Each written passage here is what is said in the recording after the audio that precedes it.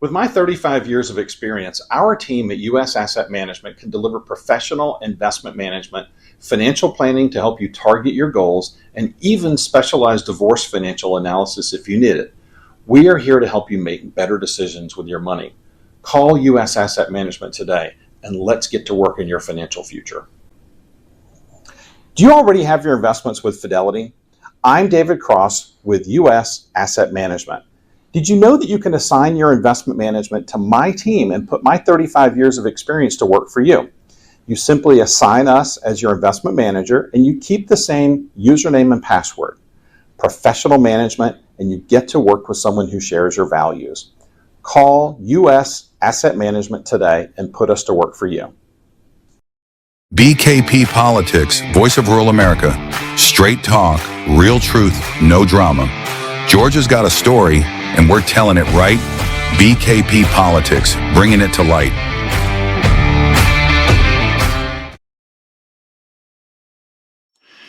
And we're back. I'm your host, BKP, and you're watching BKP Politics on voiceofruralamerica.com. I hope everyone is doing well. It is Friday, August 28th, 2026, a little after 12 p.m. here on the East Coast, because I'm going to tell you, I want to start out by welcoming, and I hope this is the case, our new friends in Texas. Okay, yes, our new friends in Texas. I will explain. But that is one of the reasons why I have my Go Dogs on, because I don't want you to get upset if you're watching from Texas and it's the first time. There's no hook 'em here, okay? Let's not go hook 'em. It's Go Dogs. Got it? So, nothing personal. But welcome to the show if you're from Texas. Welcome to the show if you're from anywhere in the world, the United States of America, or right here in Georgia. I'm your host, BKP, and you're watching BKP Politics on voiceofruralamerica.com. Now, let me explain this just briefly. You can read our Substack. Thank you very much for those that are paid subscribers. A special shout out to you, because on our Substack, Vora, VORA, and BKP Politics, it's an open Substack, but we have an option that people can be paid subscribers, and I want to thank you so much. There's going to come a time, we'll let you know the date well in advance, where we're going to turn the Substack into a paid subscriber, but that's not today. Let's not even talk about that. But thank you very much. And today's podcast will probably be about 3 hours long. But if you start watching it, just, and you get a little exhausted, too much information, TMI, right here from BKP, just pause it a little bit, take a break, walk around the block, go outside, take the trash out, come back and start it again. Take a deep breath. It's going to be one of those kind of days. Well, so, and on Substack, there'll be a split. There'll be a part A and a part B in the articles. It's going to be way too long to push into one article. We don't want to lose any information. Also, you can find us on YouTube, Voice of Rural America. Follow us on X, Voice of Rural America. Facebook, Voice of Rural America. And Rumble, Voice of Rural America. Got it. So this is a difficult program. This is very, very difficult for me. I thought the other day, and I know many of you have sent me messages, and you're upset about me saying that President Donald J. Trump lacks a plan, and you're upset over that. And many of you have reminded me of the border. The border is closed. I get it. I'm with you. I'm not telling you. Let me look in the camera and tell you, and be direct. There's no day I'm telling you that Kamala Harris should have been elected president of the United States. There's no way I'm telling you that today, coming to you right now, that she should be the sitting president of the United States. I'm not doing that. Okay?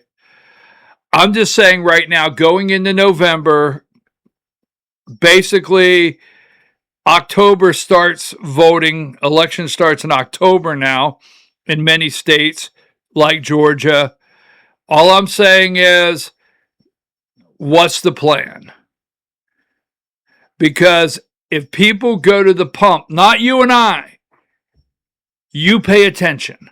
But if people go to the pump and they're paying $4 for gas or $5.50 for diesel, there's going to be enough of those people so upset that Republicans will probably lose control of the House of Representatives and possibly the Senate. And President Donald Trump every day just does something that, I'm sorry, it doesn't make sense. So for those out there that are angry, I still have my Trump poster over here. I still have my Trump watch right here. That's clear. Also, on no given day do I want Kamala Harris, Keisha Lance Bottoms to be governor of Georgia. So there you go. Now, that being said, we're going to start into this show. It's very difficult. Before you ask me and say, or before you put on Substack or send me messages, but you are a Republican. Are you going after our candidates? Let's be perfectly clear. When I look at this camera, and I do, and years ago I had to look at the camera, and I will tell you just briefly, right? One day I was looking into the camera, and I wondered, is anybody out there? Does anybody really know what time it is? Just saying, okay? But is there someone over there? And I'm going through the grocery store one day, and all of a sudden, this person says, oh, I know you. I watch your videos. And I was face to face with someone connected. First time. This is years ago. And from that point on, as I go to different events and people talk about the videos, I acknowledge I'm talking to you, not the camera. I don't even talk to the camera. I talk to you. So that being said, all that noise I just made, all that being said, I'm committed to come here and give you information. I'm not paid, right? I'm not a paid actor. No one owes me any money. I don't owe them anything in return for money, right? There's no quid pro quo. Rick Jackson's campaign is probably close to $200 million now, and not 50 cents, not a quarter, not a nickel, not a penny has been sent here. Bottom line. So that being said, I struggle with I never want to be in a position where someone says, why didn't someone tell me? Just saying. Now, so with all of that being said, you're like, what? Let's get with it. Oh, all right already. So remember, character matters. And, I watched the Georgia Republican Party primary. I mean, you know I did. I watched it. You watched it. The American people watched it. They watched it internationally. President Trump watched it. How could you not watch this primary in Georgia with this amount of money that's been spent? And don't forget this date, February 3rd, 2026. because on February 3rd, 2026, Rick Jackson came on the scene, CEO, Jackson Healthcare over in Alpharetta, Georgia, billionaire Rick Jackson, and announced he was running for governor of Georgia. Now, at that time, Burt Jones is the front-runner, Trump-endorsed lieutenant governor, Republican front-runner for governor here in Georgia. So, Rick Jackson, after the primary's over and his head-to-head challenge is against Keisha Lance Bottoms, all right, they changed it up. And they put out there as their logo, their campaign, is about character matters. And when I started seeing Rick Jackson behind this podium saying character matters, when did it matter? I had to start questioning myself. Now, you can call me any name you want. You can think anything you want, but I go outside. Children, do not try this at home, okay? But I get a cheap cigar, just saying, and I go outside. I make a couple phone calls. I run the thoughts I have by some people. They say, I don't see the big deal, or they say, I never thought of it that way, or now that you say it, or I was thinking about that, whatever it may be. So when this came up, character matters, it really bothered me because I watched the entire primary, and Rick Jackson did not run against Burt Jones. He ran for the win-win, in their book, in my opinion, to win the primary, but at the same time, see if they could destroy Burt Jones. I've been in politics my whole life, 5 years old, okay? I mean, I have been in politics since I learned my ABCs, right? A is for apple, B is for bat, C is for cat, R is for Republican. Just saying, trust me, all right? It wasn't for anything else, Republican.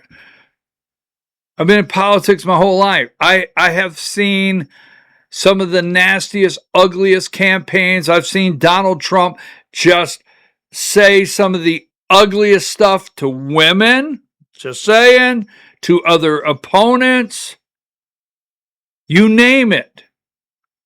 But this right here was a campaign set to destroy an individual. Let me look you in the eye right here and tell you, this is not about Burt Jones. Got it? It involves Burt Jones, but it's not about my feelings for Burt Jones, okay? Got it? Let's be perfectly clear for those of you out there. I see the social media, the uglies out there. You know, those uglies. I'm not butthurt, okay? I'm not butthurt. Just saying. Now, that being said, you've heard a lot of noise this week about Burt Jones won't endorse Rick Jackson. If this was me, I would not endorse Rick Jackson. Burt Jones could do whatever he wants. The media could spin it and say, well, if he drops the lawsuit, the defamation suit, under no circumstances, if I'm Burt Jones, would I endorse Rick Jackson. Wouldn't do it. Now, moving right along, character matters. This is going to be a very long one. It'll be 2 parts, all right? Because we're going to get into some things I was not aware of. We're going to remind you of some things that took place. And how emotional have you gotten over the Rick Jackson, raised in foster care, abandoned by dad, mom was an alcoholic story. That one's a real tearjerker, right? We'll get into that. Now, I want to play this because I want you to listen to it very closely. Character matters. And let's get this up here. Hang tight, hang tight.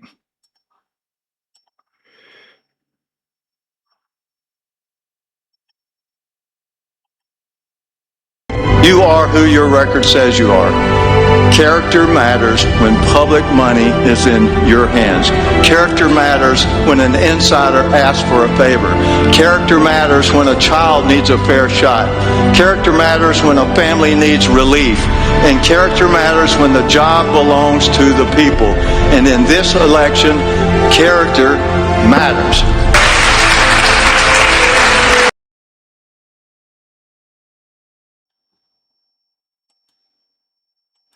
Character matters, right?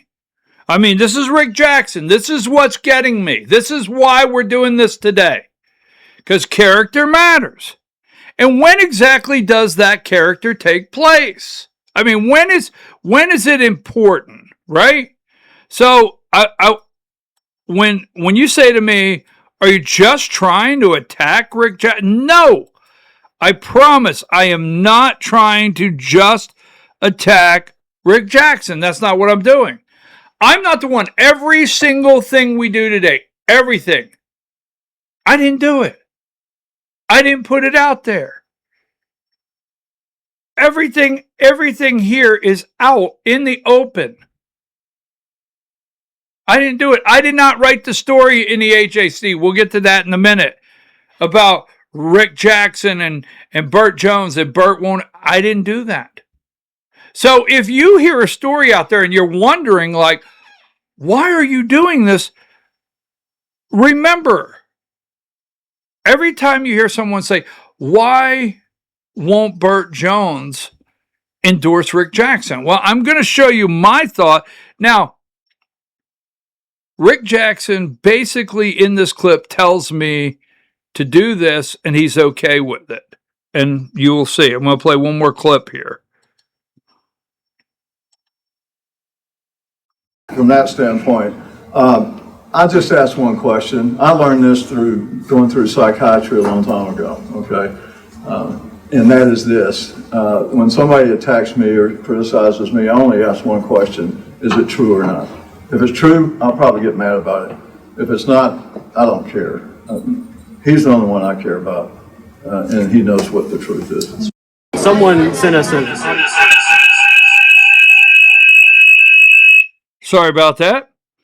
So Rick Jackson said the only thing he cares about if it's true or not. And he learned that through psychiatry, all right? But the only thing he cares about is it true or not. And the one that knows the truth is the man upstairs. There you go. So that's where we're going to go. The man upstairs knows the truth. He knows whether it's true or not, and character matters. So let me give you a couple things that we're going to look at. Now, when you run for office, you have to disclose. You have to do an enhanced financial disclosure statement. And I want you to look at something because we're going to come back to this and we're going to go through thorough detail on this. On this right here, all right, this is Rick Jackson's financial disclosure that he had to do to run for governor. And this is public. And you can see he's chairman of the board of Connecting Kids with Care. But then right underneath there, he's the CEO.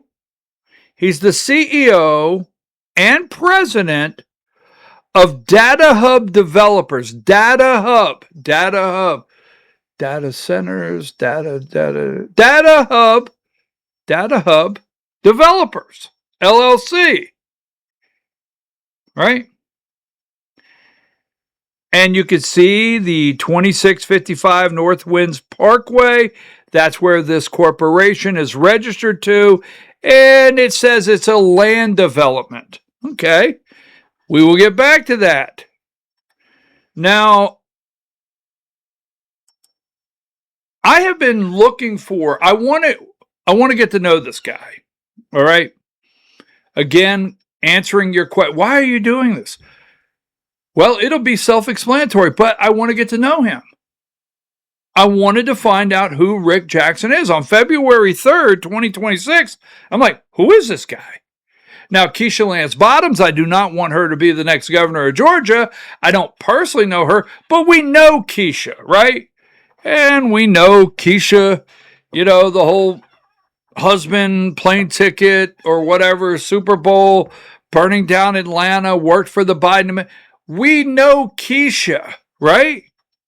Or we know her. We know Burt Jones. We know Chris Carr. We know Brad Raffensperger. But the candidate I don't know at all is Rick Jackson. And I just want to know this guy because I'm still wondering why he put his hat in the ring. It's okay. But if we're up to billionaires, it's okay to be a billionaire. Always have to answer that because I hear it. You got a problem with making money? No. But let me just say this. But when billionaires get into the ring, and in that Alpharetta area or in the Atlanta area, there's enough billionaires to buy the next office and buy the next office. That's another issue in itself, to keep buying elections. Just saying. Because spending's unlimited. They can spend what they want. When that happens, you got to say, who is this? So I went to the kickoff, the very first, right in February. I went to the kickoff. I sent the campaign messages. I tried everything to get a meeting with this guy. As you well know, I asked him a question about his contributions to Donald Trump well after President Donald Trump was sworn in as President of the United States. I asked him about the lack of any contributions whatsoever to President Trump at any time in 2016, 2020, or 2024. That was just a simple question. Everything was factual, and it got me banned from the next event, and I wasn't allowed to go in. And then, right, I'm not allowed to get in, and I use the word allowed. They're going to push back on that, but they point me out to security. I can't even get in the receiving line. I can't even get in the receiving line to shake the man's hand and ask him a one-on-one question. Democrats are in the receiving line, and Democrats are out there recording stuff, and it's getting leaked to the media. So I can't get in the receiving line. I can't talk to the guy. I asked for a one-on-one meeting. They said they were working that out early on. Then I got shut out. Okay. I am determined to, who is this guy? So if I'm out on an island and you don't want to know and you want to blame me for anything, like I'm doing a negative report, go for it. Do what you got to do. I even sent them a message recently, yesterday, and said, I would like a one-on-one meeting. Let me answer that. Well, who do you think you are? That's not the point. But I'm finding things, and I'd like to get some details. So I want a one-on-one meeting. I've asked for it. Right? The guy will answer,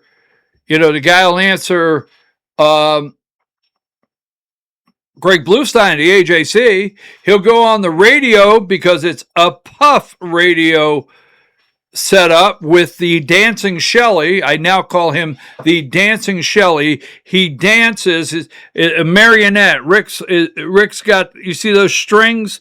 You know what the bottom of those strings are? It's the Dancing Shelley winner for Rick Jackson. He'll go on there. But I can't even get the campaign to contact me. Nothing. So that being said, I watched the primary, and I have a word that I don't like, but it keeps coming back to me, and it's devious. Devious. Devious. Devious primarily describes someone or something that uses sneaky, we're going to get the sneaky, indirect, or underhanded tactics to achieve a goal. That's the word I keep going back to, is devious. Devious, a primarily describes someone or something that uses sneaky, indirect, or underhanded tactics to achieve a goal. Underhanded or deceitful, showing a skillful use of manipulation, trickery, or scheming to get one's way. I don't know why, but devious hit. Now, here's another one. We're going to go into the full description. This is Rick Jackson. My administration will set the highest standards for everything we do. You sure about that? You sure about that? Ethics and accountability come first. I'm sorry, I'm just troubled in the gut. And a gut I do have. We will root out public corruption and self-dealing. Self-dealing. Listen to people, not the special interest, and enact term limits on politicians. Okay, Rick. Now, later on in the program, this will be worth sticking around, right? It will be. You will see. Because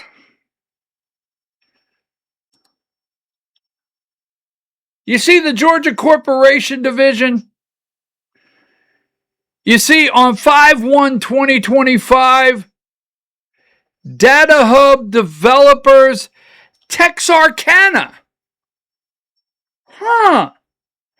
Texarkana. Do you know where Texarkana is? Well, that's Texarkana, just south of Arkansas, headed into Texas, just north of Dallas.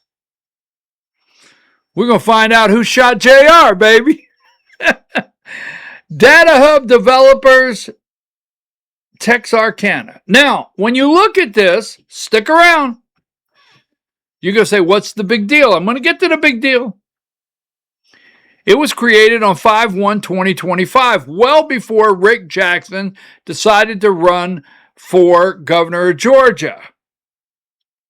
Now, J.D. Mitchell, okay, we'll get to him in just a minute, 2655 North Winds Parkway, Alpharetta, Georgia. Well, if you look that address up, Jackson Healthcare.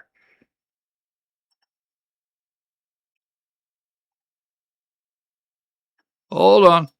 Got to go back. That's Jackson Healthcare. That's the address. And that is another data hub, Georgia registered corporation that is not on the financial disclosure for governor. Oh, you're going to want to stay tuned. Now, yesterday I got in trouble, but I just want to go and make a brief comment about President Trump. The trade turmoil, Canada to hit U.S. with new tariffs after Trump launches trade war as Carney faces biggest challenge. So I told you this yesterday, and we talked about this. Just in Georgia alone, it looks like there's about $1.5 billion in tariff money that corporations combined want back. They want $1.5 billion in tariff refunds from the Supreme Court, saying President Trump could not put these tariffs that he used in place. So I told you this. I asked you this question. First of all,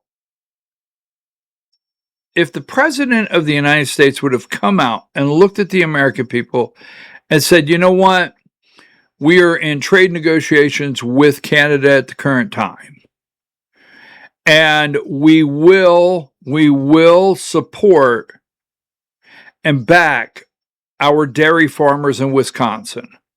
We will never forget, right, our lumber industry in Minnesota. And I plan to restore Michigan auto manufacturing.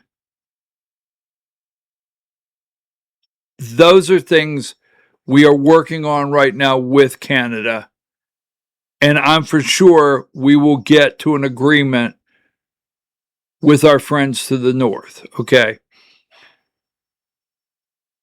I'm fine with that. I'm fine with if they're going to make sure dairy farmers, lumber industry, auto manufacturers, our northern border, I'm fine with that.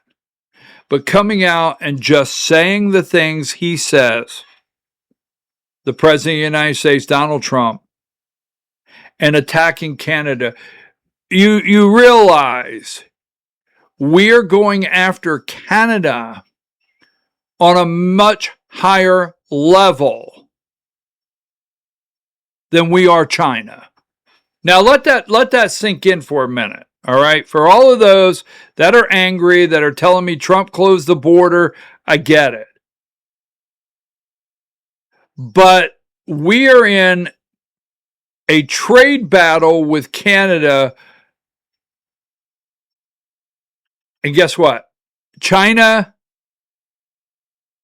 is funding Iran. Iran is selling oil. We are at war in Iran. You're paying $4 for gas.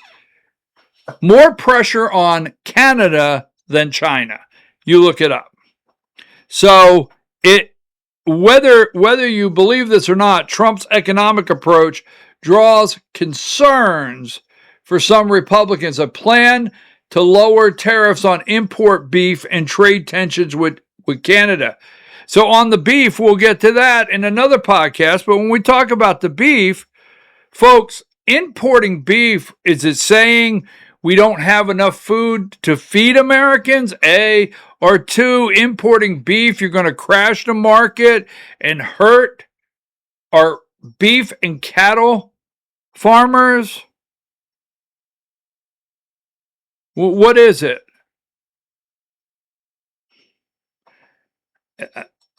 Right here, it's an election. Now, it's election time. Dems turning more GOP Senate strongholds into midterm battlegrounds. Well, I'm going to tell you this. And then you have this. I showed this to you yesterday. President Trump net approval rating is underwater. There's only 3. They're showing in polling there's only 3 states right now. West Virginia, Idaho, and Wyoming that are plus Donald Trump states. Everywhere else, he's underwater. And today, when we talk about Dems turning red states into battleground, Trump to host a fundraiser for Ken Paxton in Texas. So Trump's out in Texas to host a fundraiser for Ken Paxton because Tellerico is neck and neck out there in Texas.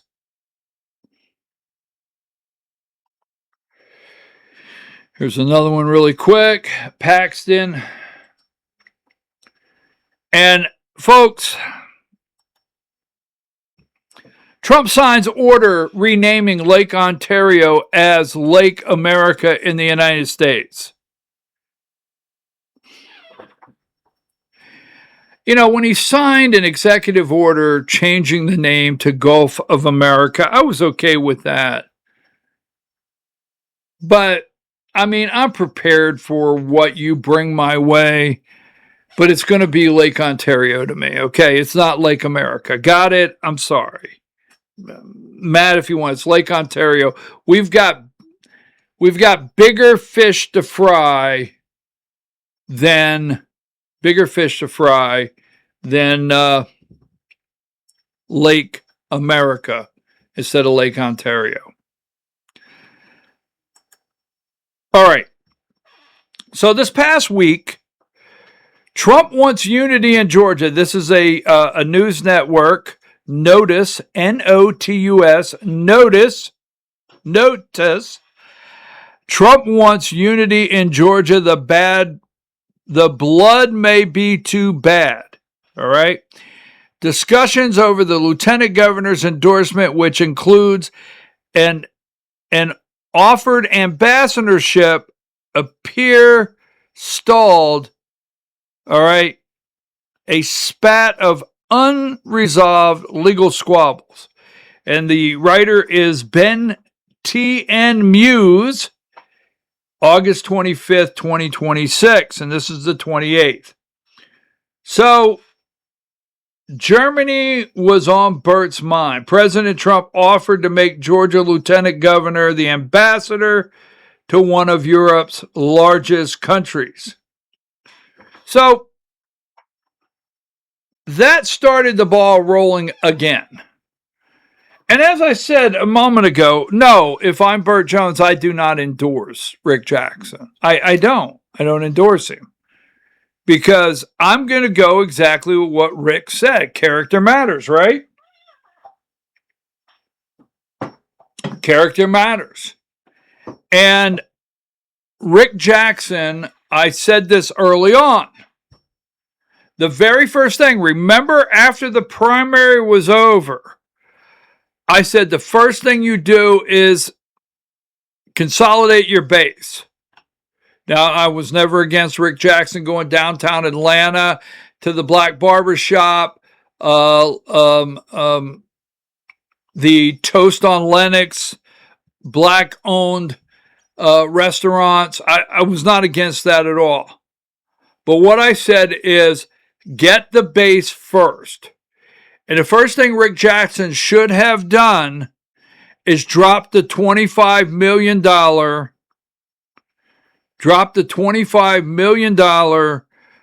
defamation suit against Burt Jones. First thing he should have done. Now, they did meet. They had a meeting. All right? And according to an article from the AJC where they quote Burt Jones, Notice got several things wrong in the article. There was a meeting. They do confirm that. Why would Burt Jones trust Rick Jackson? Why would he? And get off the butt hurt. No. Why would he trust him?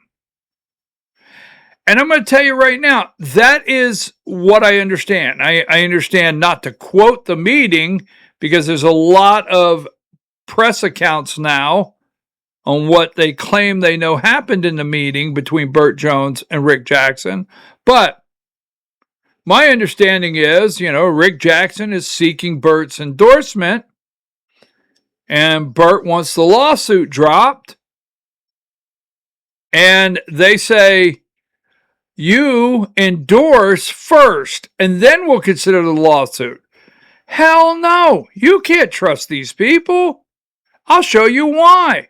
There's no way that Burt Jones should come out and endorse this guy and trust him to turn around and drop the lawsuit.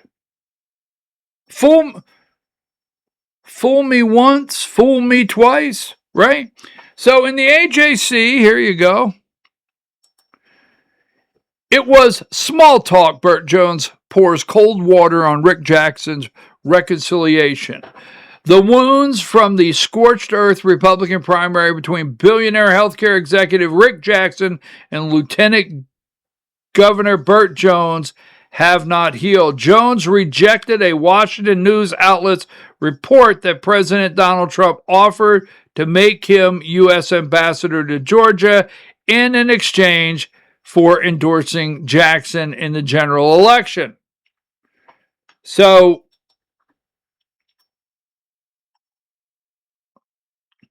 the wounds from the scorched earth Republican primary between billionaire healthcare executive Rick Jackson and Lieutenant Governor Burt Jones have not healed. All right. I'm open. This is Burt Jones. I'm open for discussion discussion, but it's their move to make to have a general conversation about. Jones said in an interview early Wednesday, let's not forget they filed a defamation lawsuit against me. Well, I agree with Burt Jones. Do not drop this. Jackson campaign declined to comment on private discussions. His spokesperson, Garrison Douglas, said, we know Republicans are united behind our campaign, and we are moving forward to face Keisha Lance Bottoms. Well, I disagree with you a little bit there, Garrison Douglas. I am hearing people very, very concerned about the direction Rick Jackson's going. He does not have a clear platform. It's a daily something new or just say something new. To me, it's a diversion campaign. Go after Keisha Lance Bottoms and say teacher pay raises. Go after Keisha Lance Bottoms and say tax cuts. I mean, the list goes on. We'll talk about it. The latest flare came from Notice Reporting. We told you that. Jones, an executive with his family's Jackson-based petroleum and insurance firm, flatly denied the account. The president didn't offer me anything in exchange for an endorsement. I wasn't offered anything, he told the AJC. The only thing the president asked is if we could somehow come together. All right? So, the AJC previously reported that Trump personally intervened after one of the nastiest inter-party fights in modern state history, calling Jones and urging him to meet with Jackson. Now, it goes on to talk about when Burt Jones was on the Politically Georgia podcast, and the only thing he would say when asked if Burt Jones would vote for Rick Jackson, obviously I'm not interested in supporting and keeping Georgia Republican run and keeping it red, okay? And I think November is going to be a challenge. That's all he would say. But keep in mind, Jones has repeatedly pressed Jackson to take responsibility for the roughly $20 million ad campaign by a shadowy anonymous group that targeted him. Remember, Georgians for Integrity. So this flared back up, all right? And this is in the article. Like I said today, everything we do, it's out there. And this is in the article. Burt Jones said, once they became rivals, Jackson's campaign repurposed the footage in an attack ad accusing Jones of hypocrisy for criticizing someone he had so recently praised. Remember that video? Forgive me for not trusting them after the foster care video, he said Wednesday. Forgive me for not trusting them. So let's go there for just a minute. The foster care video, all right? Let's go to the foster care video. See, I have it here.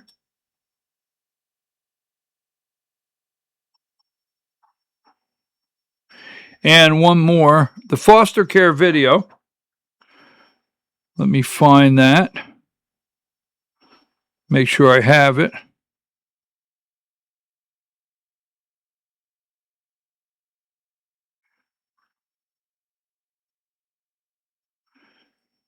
Sorry about this, folks. I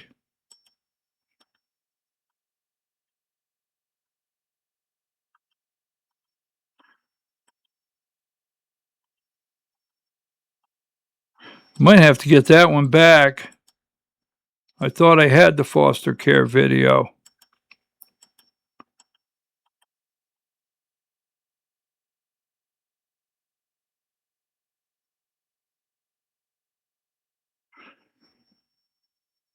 Remember when Rick Jackson's campaign put out the video and had Burt Jones read a script?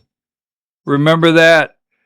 When they had Burt Jones read a script and say that the foster care, right? That foster care, let me see if I have this here because I would love to have it.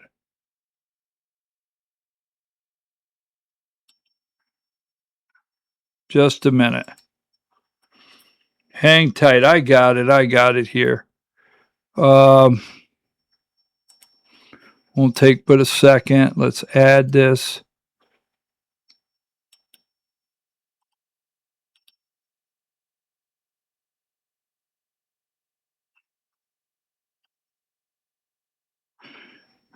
Just 1 minute, please. I want to play this. It's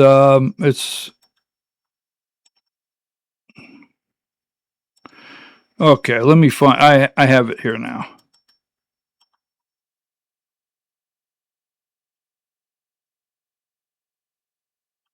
So this is the video. Remember the foster care? Sorry about that long pause. I had to add it in there. Remember this right here? Now pay attention.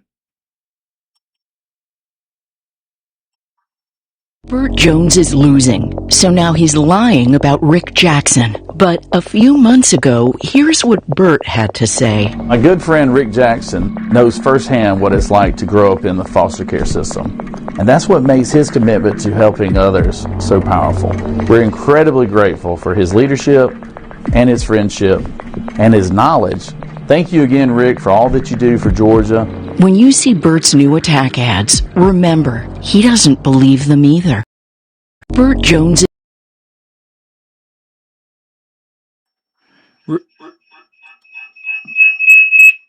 Remember that ad? Remember that? Right? Now, did you see there that was December of 2025? Why would you trust Rick Jackson? That's underhanded. What? I know you're going to say, well, why are you bringing this up now? Because I'm going to show you everything I'm bringing up today. All right? I'm trying to get to know this guy, and I'm going to get to my points. Why would you trust this guy? Remember, in December of 2025, Burt Jones doesn't know this guy's running for governor. He doesn't know that. Burt Jones gets a phone call and says, hey, could you do me a favor? Or his staff gets a call and say, hey, Rick Jackson is trying to raise money for foster care. If they send over a script, will you do a short video for Rick Jackson to help him raise money for foster care? Burt Jones said, sure, I'll be glad to help raise money for foster care. Send it over. Here is WJCL News. Tensions between Georgia's contentious GOP primary. Tensions from Georgia's contentious GOP primary linger as Burt Jones withholds support for billionaire nominee Rick Jackson. Right? So why would you trust this? So he does the video to help raise money for what? Foster care. Right? Then, in the foster care, then what happens? Rick Jackson turns around and uses that video in an attack ad against Burt Jones in the campaign. So Burt Jones says in the article with the AJC, after what they did with the foster care video, you think I'm going to trust them? Now, let me remind you of something else. Remember, our state is at a critical moment. Remember Georgians for Integrity? Now, the reason I want to go with this, all right?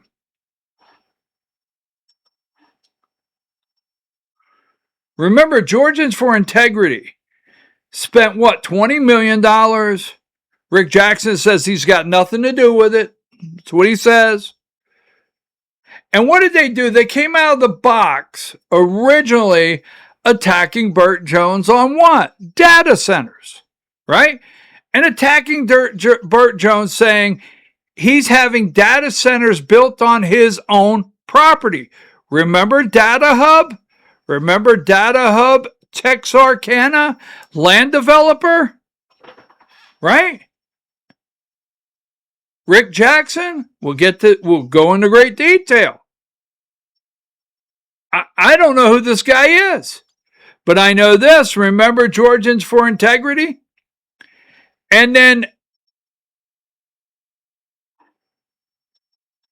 we're going to get back to Georgians for Integrity when we get into the data centers. Remember that started. And then here it is right here. This is on Rick Jackson right here. This is personally Rick Jackson. Rick Jackson has an X account, and then you have Team Jackson for the campaign. This is Rick Jackson. And he says, as far as I'm concerned, that's Rick Jackson saying to you and I, and this was on March 12th, 2026. Here's what Burt Jones for governor said about me before I was running against him. Right? Burt Jones praising Rick Jackson. Now, the whole time, look at these dates. The whole time this is going on, Rick has other things happening, right? So I want to go back to the character matters, and I want to go to the foster care for just a minute, because this is the core. Like, who is this guy? What's he about? Because he's a billionaire. Is it a 47,000 square foot home? The corporate headquarters is a palace. This guy has not been hungry for a long time. This guy has not wanted for something for a long time. Character matters. And remember, in his administration, he will set for everything ethics and accountability. So, have you watched his story? And I want to get personal for a minute, and I'm not attacking his personal story. Rick Jackson has told his personal story so many times. Oh, by the way, it'd be a perfect time to tell you, even this morning, I offered them another opportunity to meet with me. Nothing. All right? So, remember, Rick Jackson has told you the story of his dad abandoning him. Let Rick tell you the story, but I want you to watch this video very close, because this has really troubled me, because my concern is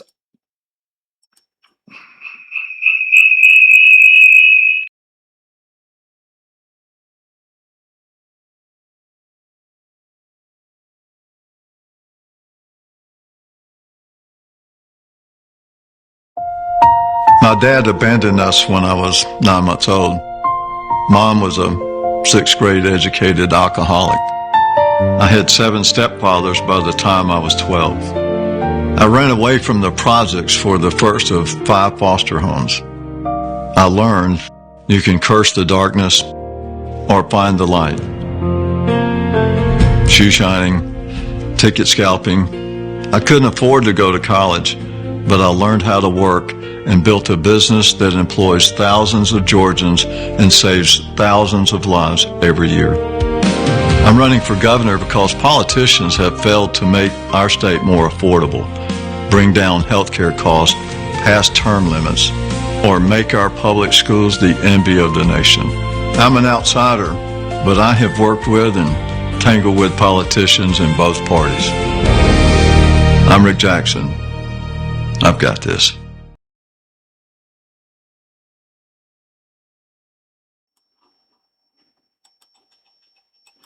So let's break that down.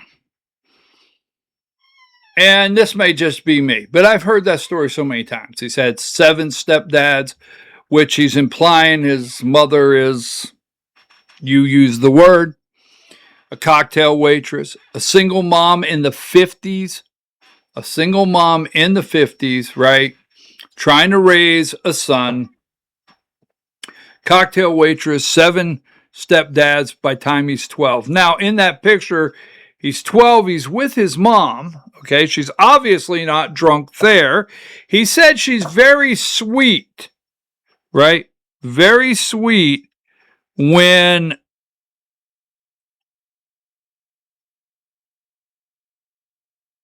very sweet, sorry about that. His mom was very sweet when she wasn't drunk, but there's a picture, right?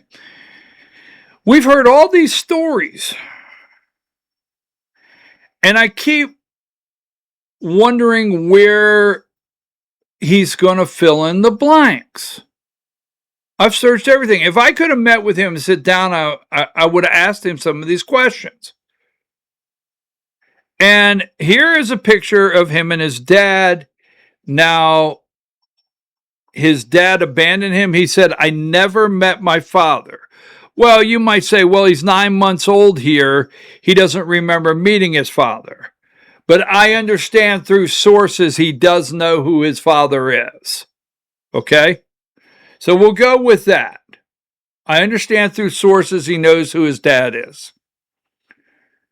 Did he go back later in life and try to reconnect with his dad? Could he not have some kind of relationship? Did the dad change? Is the dad an alcoholic? Did he get another family? Does he have sex?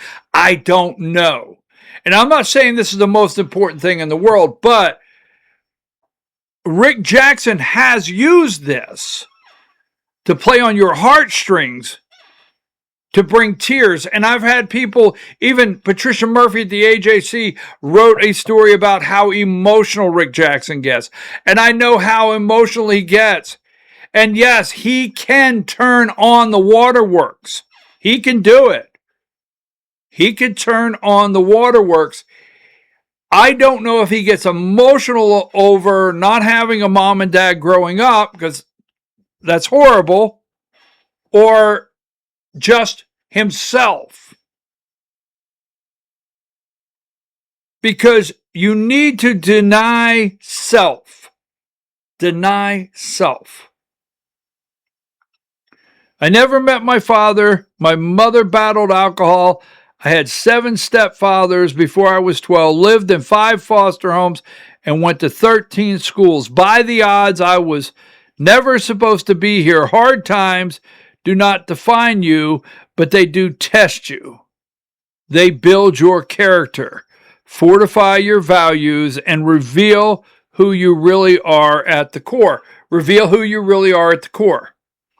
The reason I bring this up, he's used this, right, over and over to pull on your heartstrings. And the one thing that troubles me here is because I used to work the nursery at our church years ago, in the 80s, late 80s, 88, I don't know. I used to work the nursery. And we had one beautiful family. They were just good friends of mine back then. Just absolutely beautiful couple. And they were foster parents. And they would always bring these foster children, right? They would always bring these foster children to church and bring them and put them in the nursery. I used to watch foster babies all the time in the nursery. You guys can attack me all day long. I've seen all this stuff, and I have a passion for it, and I don't like to see these children go through what they go through, so I'm very glad and happy that someone is trying to do something in foster care for these children. But Rick Jackson is using this emotionally. And I'm trying to figure out, now, let's go here. So, we don't have a story on any reconnection with his dad. And this one bothers me right here because, right, this is his mother. And I think he's 12 years old. This is his mother. And, you know, he said several things about her. And according to him. She's an alcoholic here.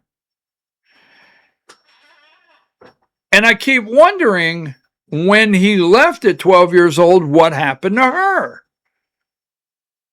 I mean, there's once I would like to hear, and maybe he's done it on the campaign trail, maybe you have the audio, where Rick Jackson would say, well, my mom was a cocktail waitress trying to raise a child by herself in the 50s, a single mom. She was struggling. She was an alcoholic. She turned to alcohol. I had 5 stepfathers. My mom was basically the word I don't want to use. I'd just like to hear him say, but you know what? She was my mom. I don't know why that gets me, but she was my mom. And I guess I'd just like to hear him say, she was my mom, and without my mom, I couldn't be here before you today, regardless of what. There's something about that. Now, keep in mind, here's the other one. I'll just go over this quickly. Did you notice in the video, he likes to say the projects, all right? But Techwood Homes was built in 1936, all right? Techwood Homes was built in 1936, and it was exclusively white-only public housing. It wasn't until 1968 that Techwood Homes was desegregated. But in his emotional story to you, did you see the black kids playing there? As though that's where he grew up? Did you see the 2 black children fighting? Look like 2 black boys about to wrestle or fight or something? That didn't happen when Rick Jackson lived there. Rick Jackson lived in Techwood Homes, my understanding, would be well before 1968, before it was desegregated. Although the neighborhood it replaced, remember, Techwood Homes replaced a 14-block area as the flats, a racially mixed and housed hundreds of black families. The new federal-funded development was strictly segregated. The black residents displaced by the demolition and construction were not permitted to move into the new apartments. They moved the black population away from Techwood Homes, put them somewhere else. Techwood Homes remained legally segregated for over 3 decades and did not officially integrate until 1968. So in the video, you might say, well, really, BKP, but it's all a production. Everything is produced to emotionally. He was raised in the projects. There were no black kids there. Now, I'm only going to stay on the personal just a little longer because I'm trying to figure out who this guy is. Who wants to be governor of Georgia? This billionaire. So here is the Foster family, and this is an article from Guidepost by Rick Jackson. He wrote this himself. So I'm not getting it from anyone else. Rick Jackson, and this is Rick Jackson on the end, and this is his Foster family, Mr. and Mrs. Price, the Foster family. They had 4 kids of their own, 2 foster kids, and by Rick Jackson, Paying God's Love Forward in Guidepost, okay? Because I've searched and searched and searched, because I keep wanting to know what happened to his mom. And in this article, right here in this article, he writes, Rick Jackson writes, I reconnected with my mother. She had quit drinking, but she still wasn't able to care for me. The Prices invited me to their home for dinner and asked if I wanted to live with them again. So he got out of foster care. He went back with mom. I don't know if mom financially was not in the same position as the Price family financially, and able to do everything for him the Price family could do. I don't know that. But he opted to leave and go back to live in foster care with this family. He opted to do that. But keep in mind, in this article that Rick Jackson wrote himself, he reconnected with his mother. She had quit drinking. But she wasn't able to care for me, he says. But she had quit drinking. Well, if your mom quit drinking, can you tell us that on the campaign trail? Could you tell us as a Christian that thank God he delivered her from alcoholism? Now, I don't know if she totally sobered up, if she started drinking later. I can't find that. If she died an alcoholic, I can't find any of that. But one, all we hear is about mom was bad. Not mom gave me birth. Mom was a single mom. Mom quit drinking. Nothing. Hey, judge me how you want. He is the one that keeps telling the story over so many times that it's troubled me outside. And I'm like, dude, just say, but without my mom. Thank God, So, according to his own words, she quit drinking. And I've asked this, I was on the phone with someone the other day and I said, did he later in life get money and go to mom and say, Mom, you quit drinking. I've got money now. I want to buy you a home. You've struggled. You were a single mom. I know you were an alcoholic. I know you ran around with men. You had it tough back then. You were young. I was a baby. But you know what? I got money now, Mom. I want to buy you a house. When did she die? Where is she buried? I don't know. Maybe it's irrelevant to tell that part of the story, but to use the first part in a manipulating way to get you and I to have emotions inside and then talk about all the amazing things you've done for foster care. So, Rick has done a lot for foster care, and Rick Jackson has. He's put a lot of money into foster care. But every single thing Rick Jackson's ever done in front of the camera, not me, I can't meet with the guy. It's been about himself, period. So, does he want, and the campaign can send me all kinds of stuff. And if there's a correction that needs made, I will correct it. But I search the internet everywhere because I've watched every Rick Jackson speech. I've read every article. I found this article here, right? Because you can't find anything about his mom, anything about his dad, anything about the foster families, really, and his early life. It just ends at his story. So I went in and I asked AI, and as you well know, okay, AI can be wrong. But I said, is there any records where Rick Jackson has participated in any funding like drug court or rehabilitation, or, his dad left him and he doesn't at 9 months old? Okay. His dad left him at 9 months old. And, he doesn't want to see that happen to anybody else and get abandoned. Folks, I'm not going to give you the name, but I was on the board. I was on the board and helped, okay?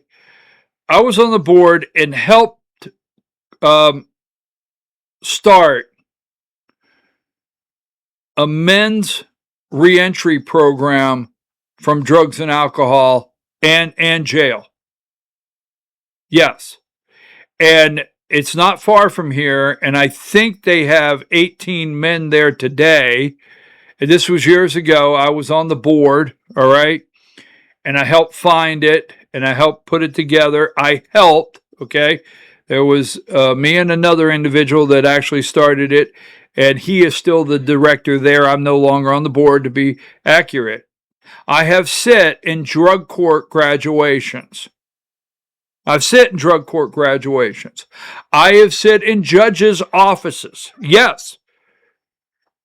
And I've heard a judge say to me, when there's a drug court graduation and I see a child get their mom back and say, I'm so happy my mom is back, or get their dad back and say, I'm so happy I have my mom and dad, whatever. Maybe that's why this troubles me so much.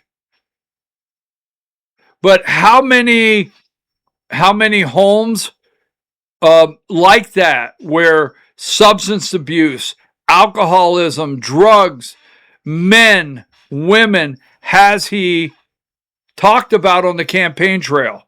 Has he said, I never want to see a young child without a dad? I get the foster care. I like it. All right. I get that. Yes, he has, but I don't want to see a young dad. I want to help with alcoholism, whatever. And I just Googled it and I said, is there public record? And AI says there is no public records indicating that Georgia gubernatorial candidate Rick Jackson has personally participated in, funded, built, or donated to addiction recovery or rehabilitation centers. All right? No public involvement or funding. Searches of his campaign materials, business history, and philanthropic. I knew I'd get it. Third time's a charm. I think I got it. Philanthropic disclosures yield no evidence of financial contributions, facility construction, or direct participation in substance abuse recovery programs. And, you know, and I'm going to get off this. We're going to move because we got data centers. We got to go back to this. But who is this guy? Who is this guy? Every time I heard the personal story, there was three things that really got me. Really got me. The mom and dad really got me. Rick Jackson tells the story. Okay? Rick Jackson tells the story of the church bus coming and picking him up. Remember? The church bus. I drove a church bus. Yes, I did. Bethany Wesleyan Church. We had 6 church buses. I drove a church bus maybe 3 years. I do know 2 years. And I remember going into those neighborhoods. And I remember picking those children up. And I could still hear people that were drunk inside the house fighting when these little kids came out and had 2 different shoes on and got on the church bus I was driving. That's exactly right. I did that. And then as a trustee in the church, I remember the budget meeting for the year when someone said, you know, the bus ministry brings in no money. Sitting in a room one night, we're going over the budget for the church. We're going over the buses and the gas and the insurance and the difficulty of finding drivers that were licensed to do that. And someone said, you do know that ministry brings in no money whatsoever. Those kids don't have any money on those buses. So I drove the church bus. I worked the nursery where the foster kids, I was very close with a family that did foster care and several of them that did foster care. That really got me. It really did. And I've worked in rehabilitation centers. All right. I worked in rehabilitation centers worked with charitable rehabilitation centers for men. And my dad used to be on the board of Teen Challenge. Yes. I don't know if you know what Teen Challenge is. And we used to go to Teen Challenge on a lot of weekends to their graduations. And my dad was on the board for years. So these kind of things, like when I'm sitting there and I hear about his mom, I'm going to get off the subject. But these are the things that are troubling me. He is the one that brought it out. He is the one that said he was raising the projects. He is the one that talked about a mom, but doesn't tell us what happened after. So I'll get past that. I got to get over it. That bothers me. This guy, you know, I get the creeps around the guy. I do. Sorry. But nobody else does. And you know why no one else gets the creeps around the guy? Because the money keeps falling out of his pocket and they keep walking behind him like a little puppy dog picking up the dollar trail. And until that dollar trail drops off, they will go on social media and talk about how great this person is. No, I do not like Keisha Lance Bottoms. I do not. This is just got me. Now, who is this guy, right? We're gonna start into the next phase here. I'm running for the working mom who gets up before sun, works all day, comes home, and gives everything she has left to her family. He can never say anything about he said she was sweet when she was sober, but he can never say anything about his mom. I'm running for the widow, afraid she may lose her home where she raised her children and built a lifetime of memories. I'm running for every person who feels forgotten, overlooked, or left behind by politicians like Keisha Lance Bottoms who stopped listening. Boy, he talks about mom in there, right? And remember, power does not create character, it reveals it. When the money belongs to the taxpayers and your decisions impact the lives of others. Your decisions impact the lives of others, even in Texas, Rick, even in Texas. All right? Character matters. Now, a little more. I pulled a couple of these. This campaign is about the Georgians whose names and insiders have forgotten. I know what it feels like to be overlooked and need someone in your corner. What about your mom? I got to get over that. He knows what it feels like. It's all about Rick. That's why I'm running. Thank you, Dalton. Great to be back with you tonight. That's why I'm running. Those little things. Are you sure that's why you're running? I mean, are you going to be busy in Texas? Or after you become governor, are you going to get rid of or have someone else run Data Hub? We'll talk about that.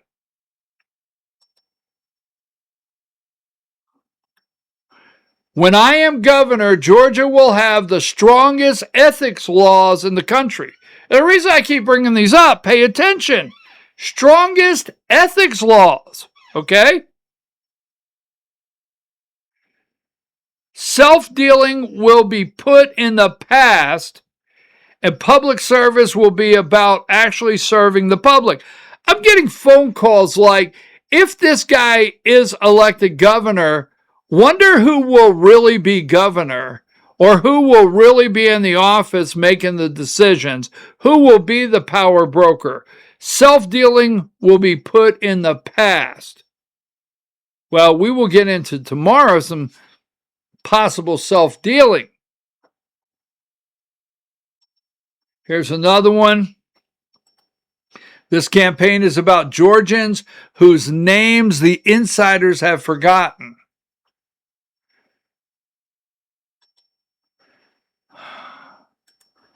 Public service should never be used to pad your pockets. I'm going to pose on that one for just a second. Wait till we get to the next part. Public service should never be used to pad your pockets, prop up insiders, or as patronage for the professional political class. Professional political class, Rick, that's around you every day. Taxpayer money should be protected like it belongs to someone else, because it does. It belongs to you. Now listen to all these things that someone else is writing for Rick Jackson.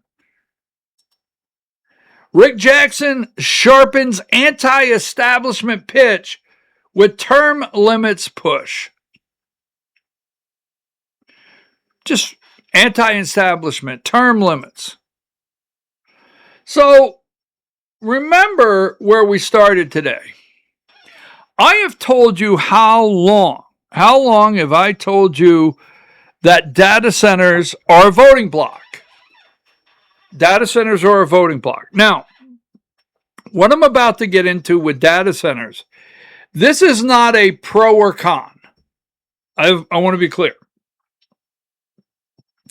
This is not, I support data centers, I don't support data centers. That is not what this is about. It's about the people that have concerns, that have decided to come out in large numbers, fill rooms up, and say, no, those people are real, they exist, and they're now a voting bloc. So everything from this point on, don't send me a message say, well, these data centers will be great, or I don't like these data centers. Let's look at the bottom line, the voting bloc. That's what this is. And I told you this. I said, data centers are a voting bloc now. They're Republican, Democrat, Independents. It's a large voting bloc. I think it will turn the election in a lot of states.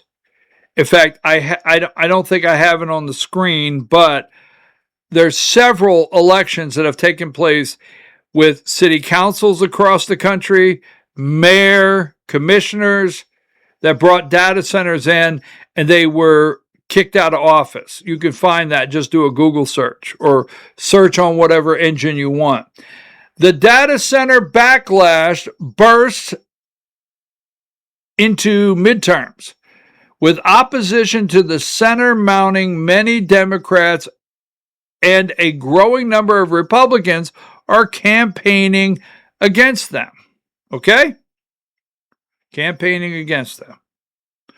I've said this over and over. I keep talking about it. Now,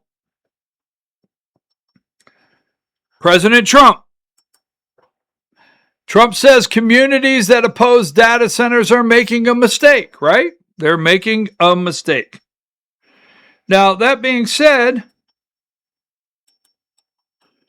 wonder what Rick Jackson thinks of data centers.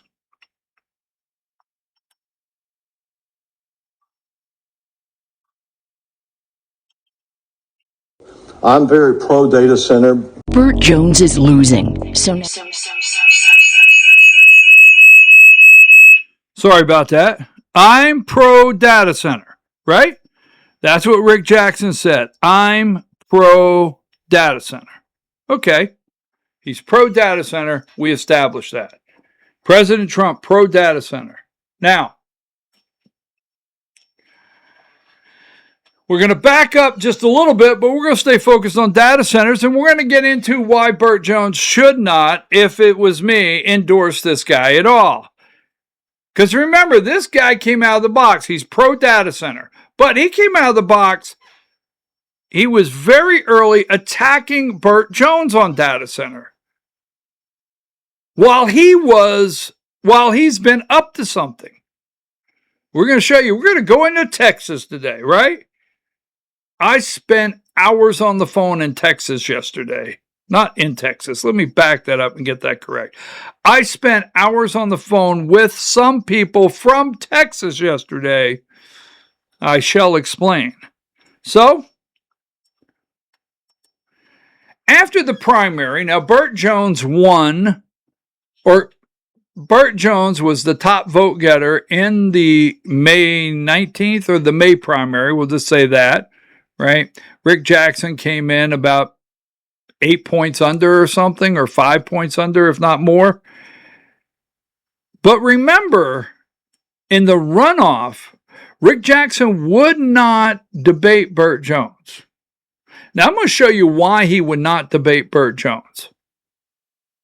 I'm going to show you exactly why today. What could have happened. But don't forget, right?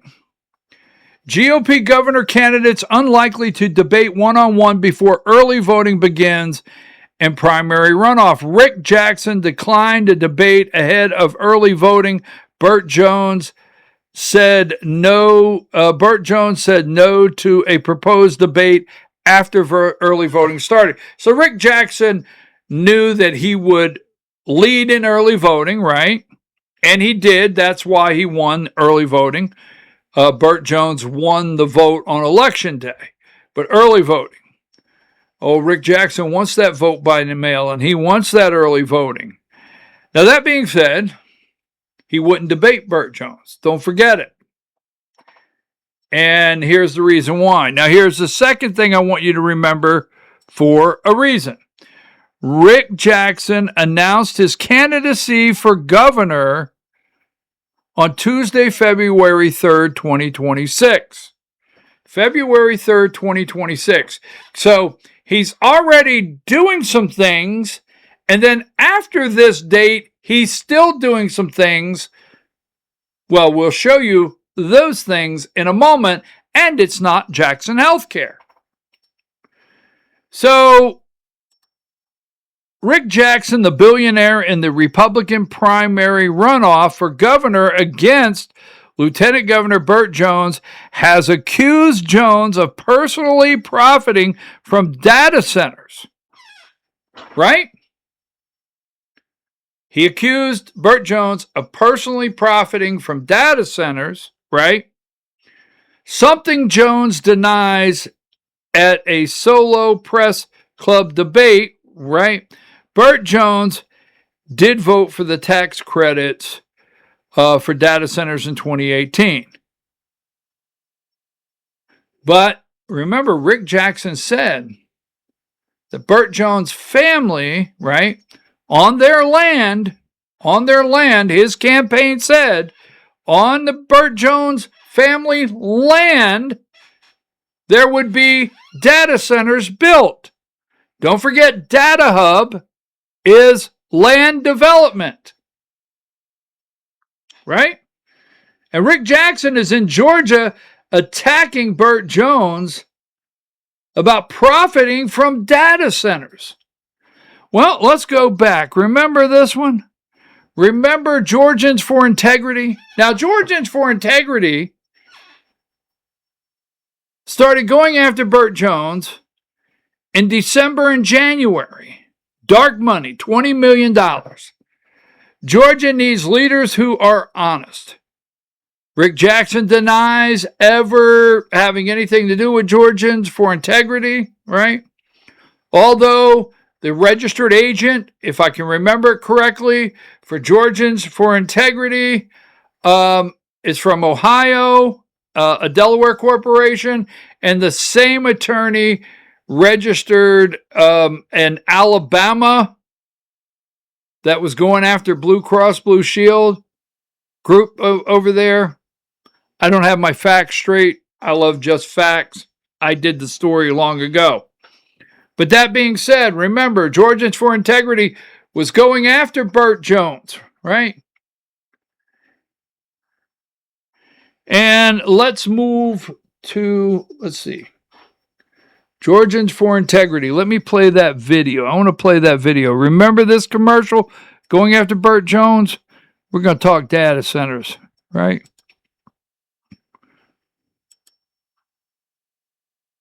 Hold on. Now, this is Georgians for Integrity.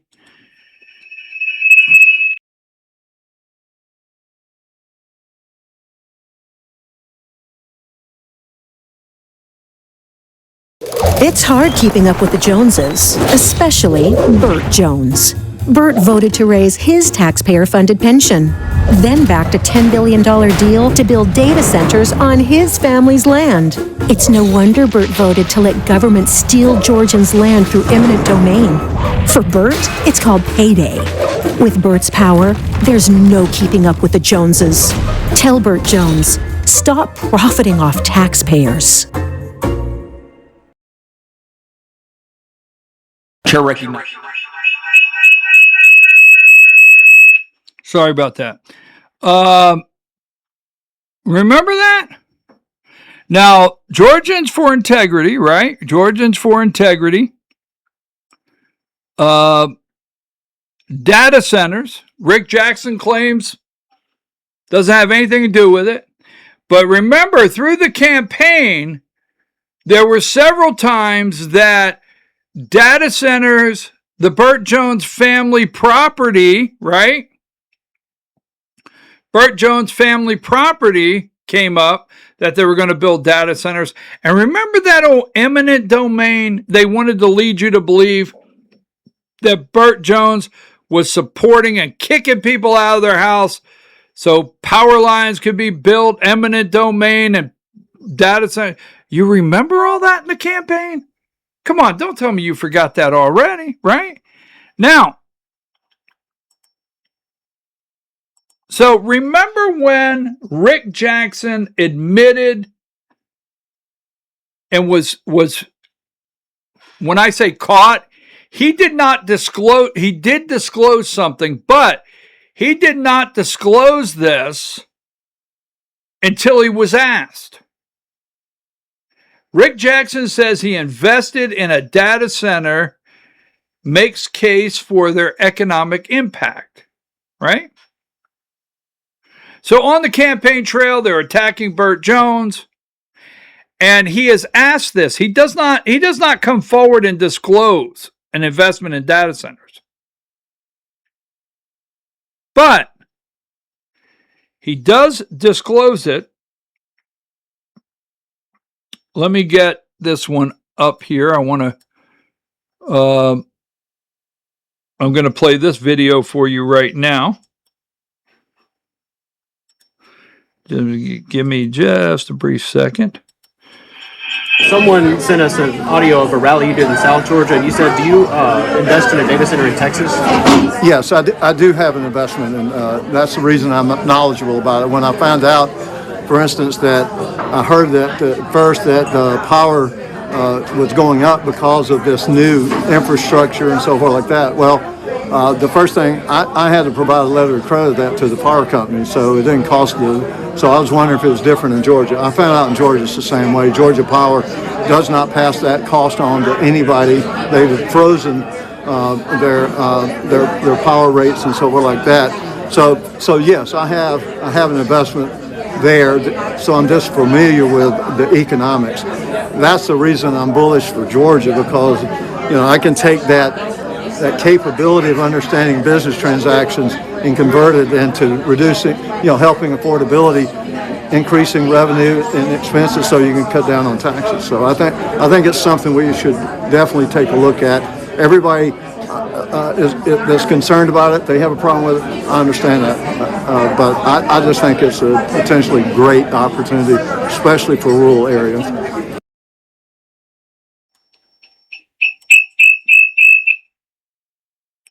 Does Rick own any land or data hub, the land development in Georgia?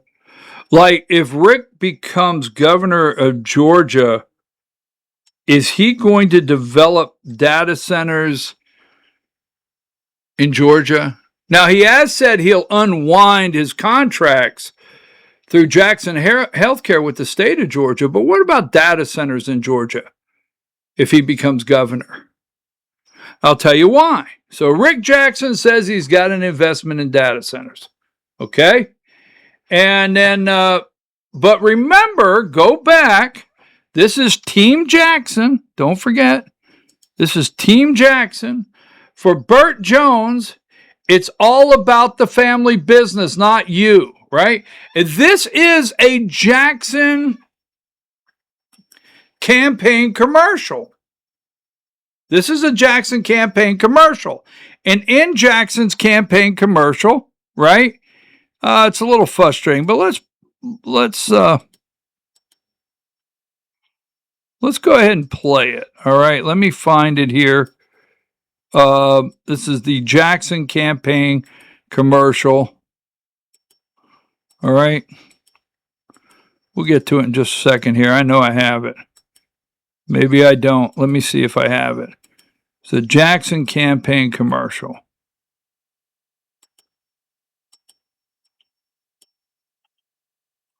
I got the Dancing Shelley. Well, I don't have the Jackson campaign commercial right now. But sorry about that. Didn't mean to.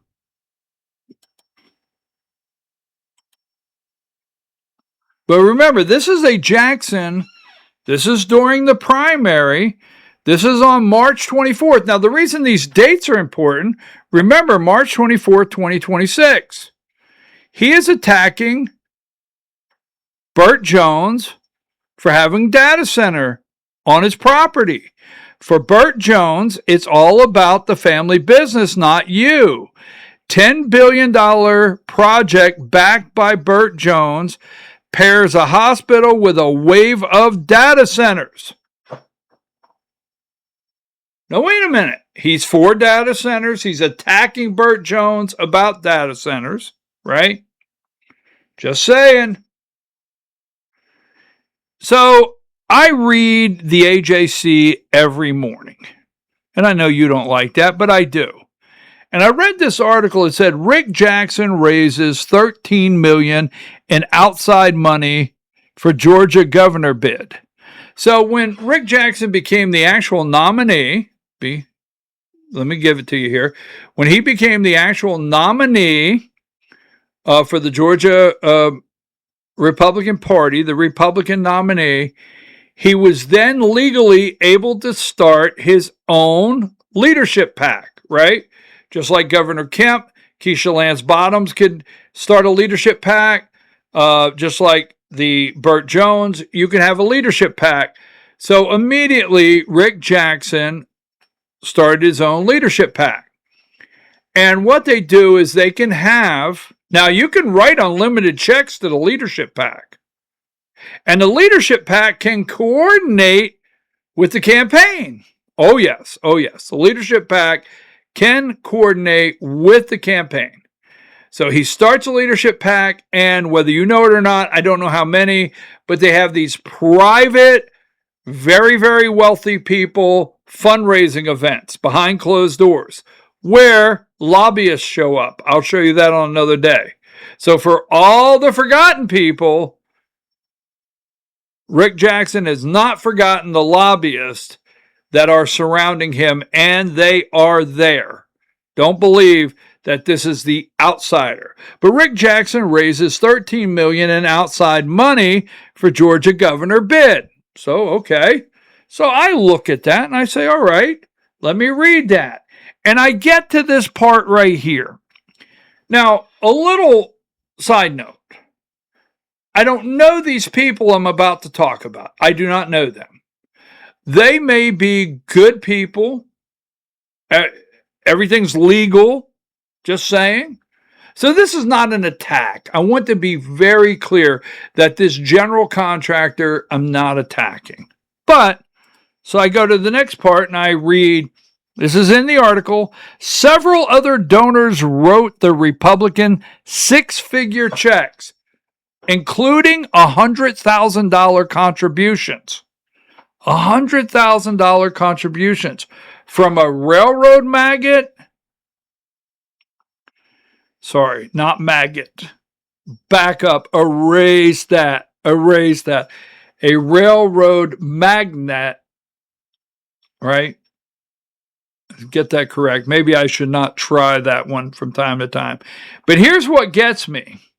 $100,000 contribution from Evans General Contractors, an Alpharetta-based construction company.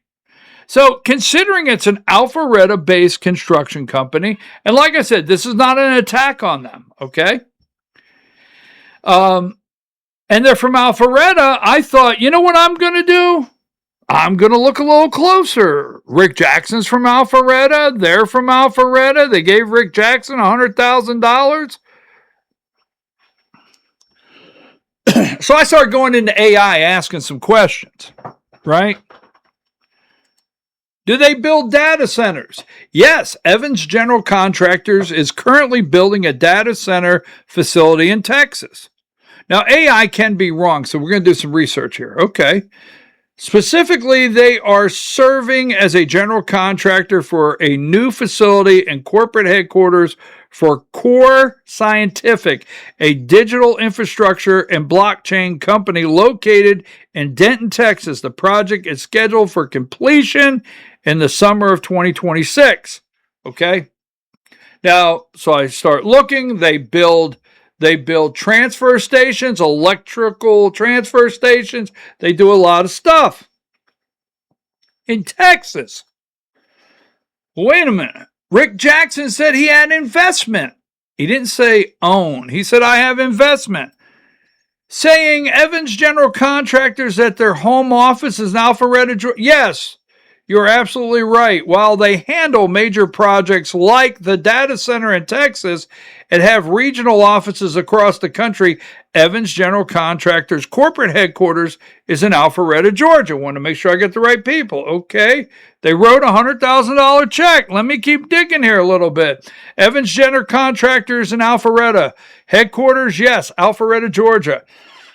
Operations from this headquarters. The firm operates a national and international design build, general contracting, construction management firm.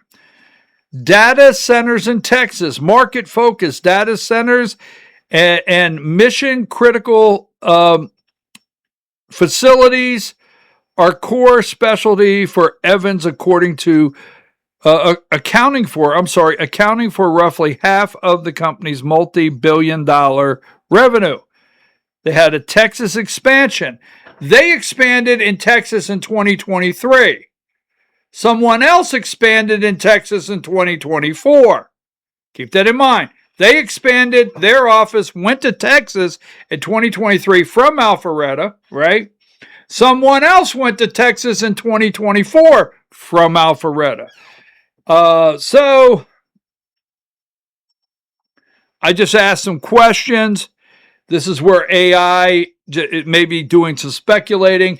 Even Evans General Contractors is indeed a major player in data center construction and operates in Texas, though their most publicized data center projects are currently concentrated in the Southeast.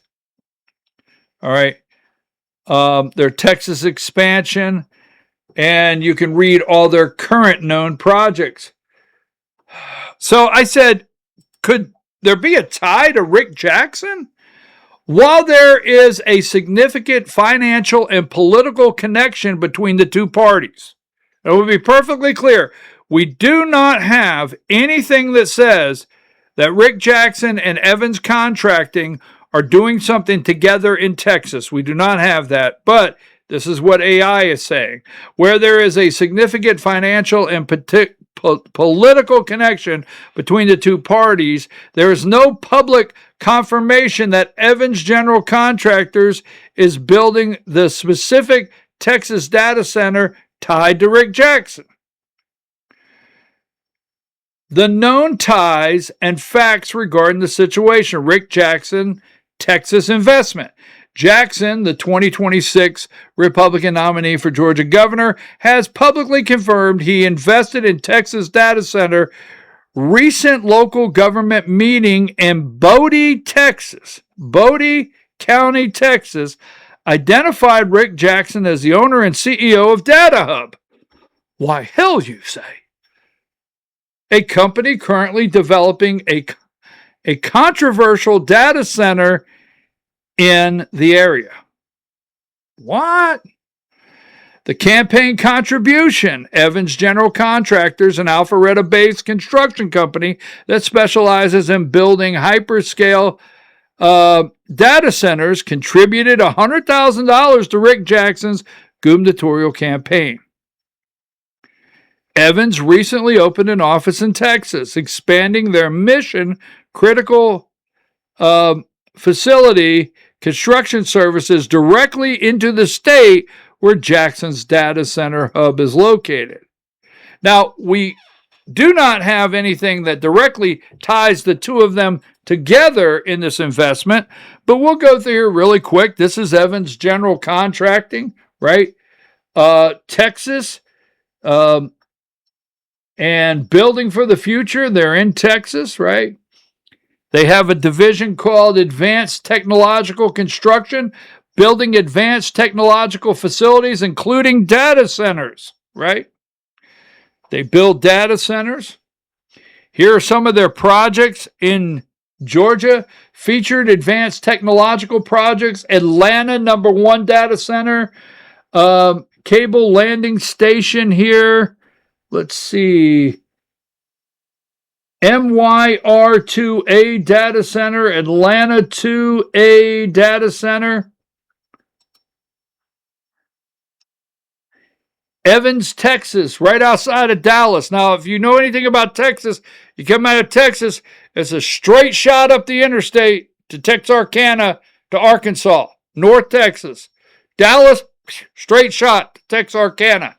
We'll get into Texarkana in just a minute. Bodie County, Texas. All right. And so I did a little more research, right? It said, so I Googled Bodie County, Texas, and I got TXK, right? TXK.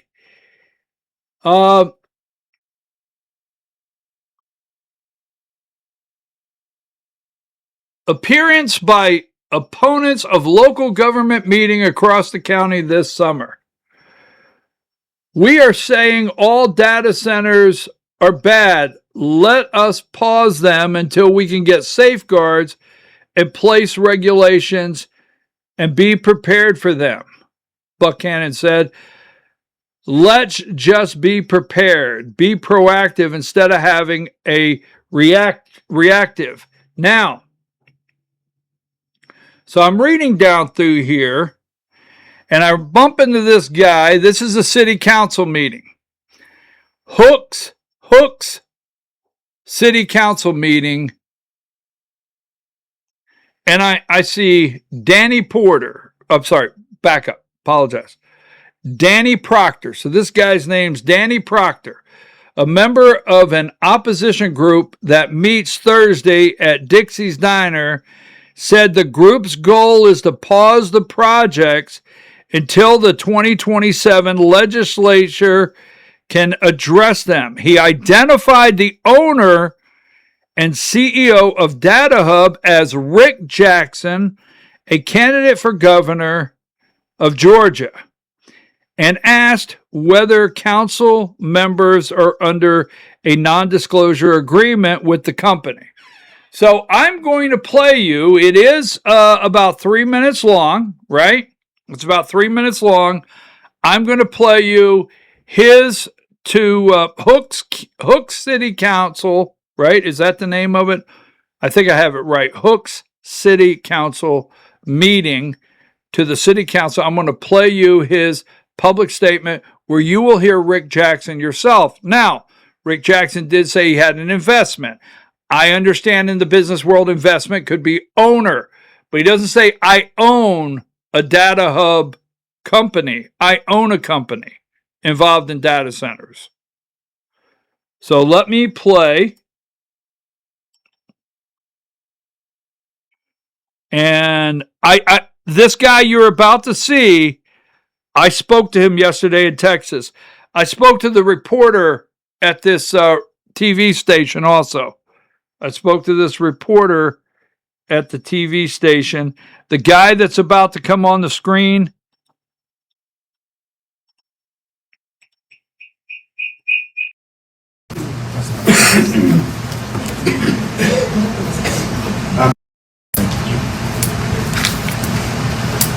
Danny Proctor. Danny.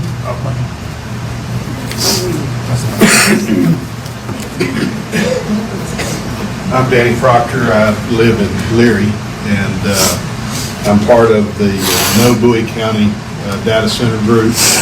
We meet every Thursday at Dixie Diner. Our job is to pause these so the 27 legislature can get their arms around it and try to understand what all of the effects are.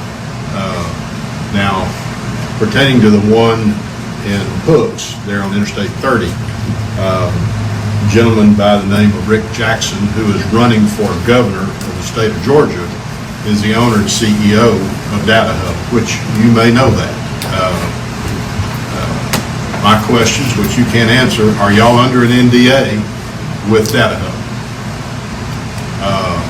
I don't believe that's a proper way to conduct business. The very people that you represent are kept in the dark from what's happening both there, out in Leary, Tex America, and now today they announced the one on the Arkansas Loop towards Highway 71. Guys, we're under attack. We have to fight. We don't have a choice. We don't want the pollution. We don't want the noise. We don't want the integration of our property values. And so we would hope that y'all would help and fight with us, because it will come down to a point whether you're against us or you're with us. And so we'll have to do what we have to do in order to protect what we have, because obviously the billionaires that are coming into our towns to basically rape and pillage our resources, they don't give a care about you or me or anyone in this county. So all I can ask is that when you are under consideration to do what you can do with these centers, we need to pause these. We need to pause them until the 2027 legislature. Abbott has come out and said, "Hey, we're going to stop these." No, he's not, because we're not under ERCOT. So everything he has said only pertains to ERCOT, not Bowie County or any of the counties that border Texas, Arkansas, and Louisiana. So we have to take this in our own hands. We have to fight this, and we would appreciate y'all's help. Thank you so much.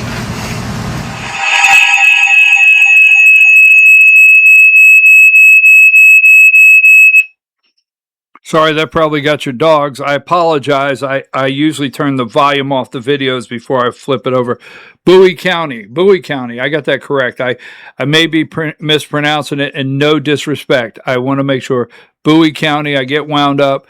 Texas. Now, that's Danny Proctor, okay? And I spoke to this man, the man that was there. I spoke to him in length yesterday. And let me say this. I think, Rick Jackson has to be asked this question, even though it's Texas. In Texas, there are people that think that billionaires, you are a billionaire, are raping and pillaging their communities, right? And he wants to know if Data Hub has an NDA with the city council, Hook City Council. Do you have an NDA in Texas? Now, what's the big deal? What is the big deal? Is it Rick Jackson said he has an investment, right? Now, here is the group. I went and Bowie Miller County Data Center Opposition. This is a Facebook group. They have 2,800 members. All right. Bowie Miller County Data Center Opposition.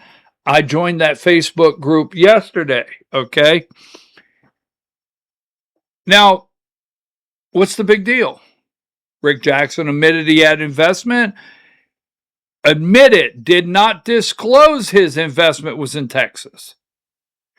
Did not disclose till asked anything about a data center. And did not say own. I am president and CEO of Data Hub. He never said that. And does he have a non-disclosure? And why should the people in Texas be any different or treated any different than the people in Georgia? I mean, this is the United States of America. It's America first.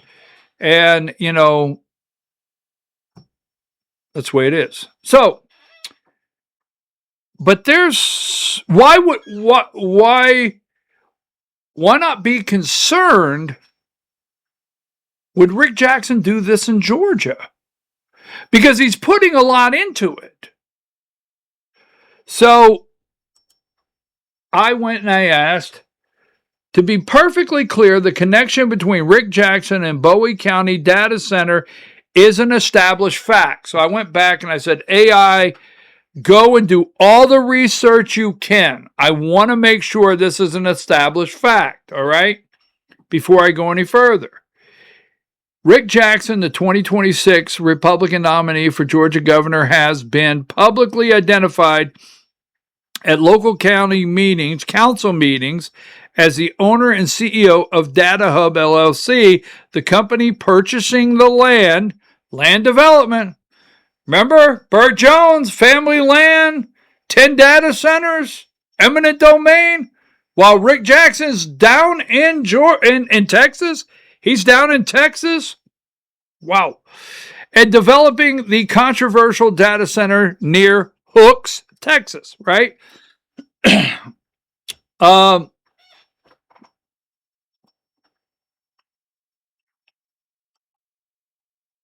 Here's the available information regarding Data Hub LLC in Texas, the most prominent public records, the news regarding the specific entry center around a recent ongoing real estate and industrial development situation in Bowie County.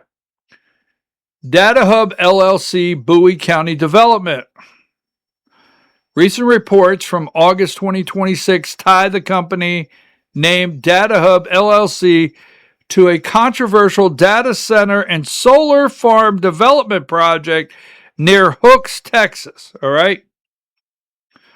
Property ownership, according to the recent public affidavit, Data Hub LLC is listed as a surface owner of land along Interstate 30 near Hooks.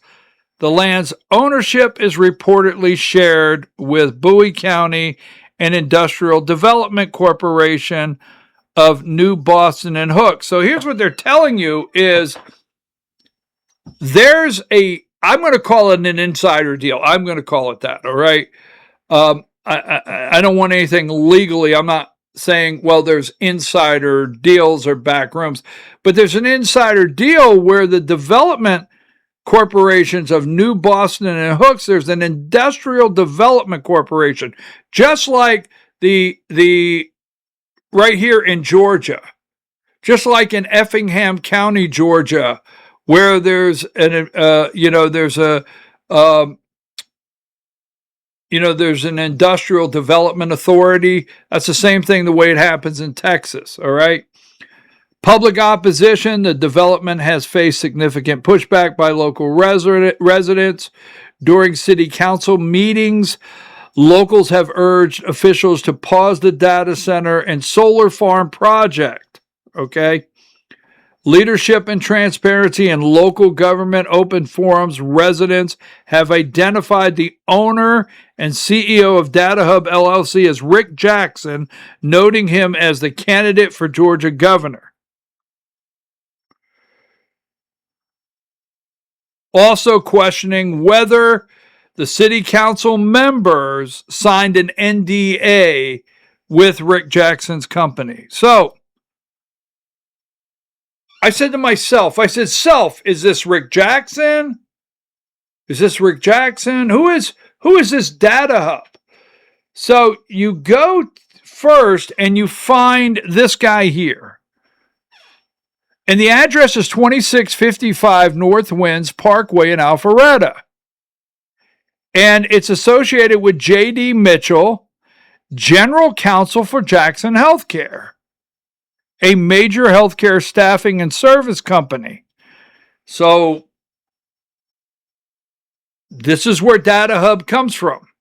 So I do a little more researching and I make sure my address is correct. And there it is, 2655 North Wind Parkway, Jackson Healthcare, Alpharetta. And I go and I do a Google map, 2655 North Winds Parkway building, and it shows me Jackson Healthcare, right? And then I go to Jackson Healthcare. I'm going to triple dog prove this.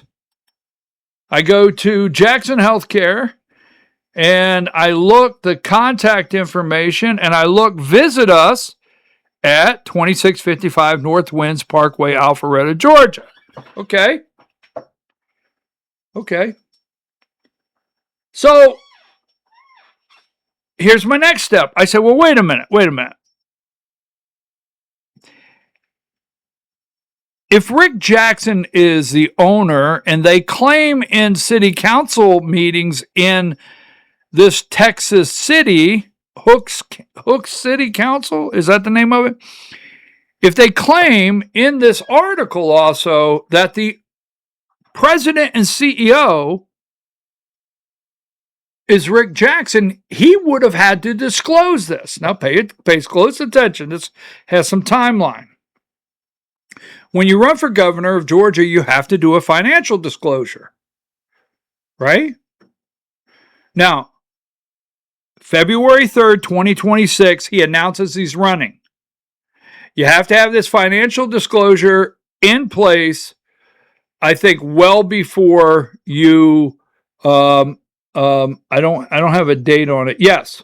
Well, this is 1/1. This is 1/1. This is the reporting period. All right. He did not file this till April. Now keep this in mind. He filed this April 2nd, 2026.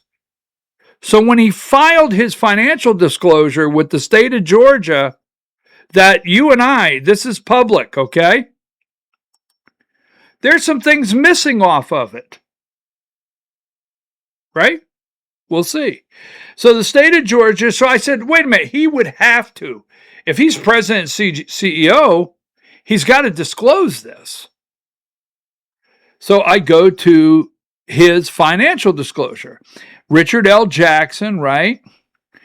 Jackson Healthcare, candidate governor 2026. He had it, the day it was due was April 1st, 2026, and he signed it. April 2nd, 2026, Richard L. Jackson signed this. So I go in there. You can go look it up. I want you to fact check me. Go look it up. And here it is. The second line on his disclosure, fiduciary positions. CEO, right?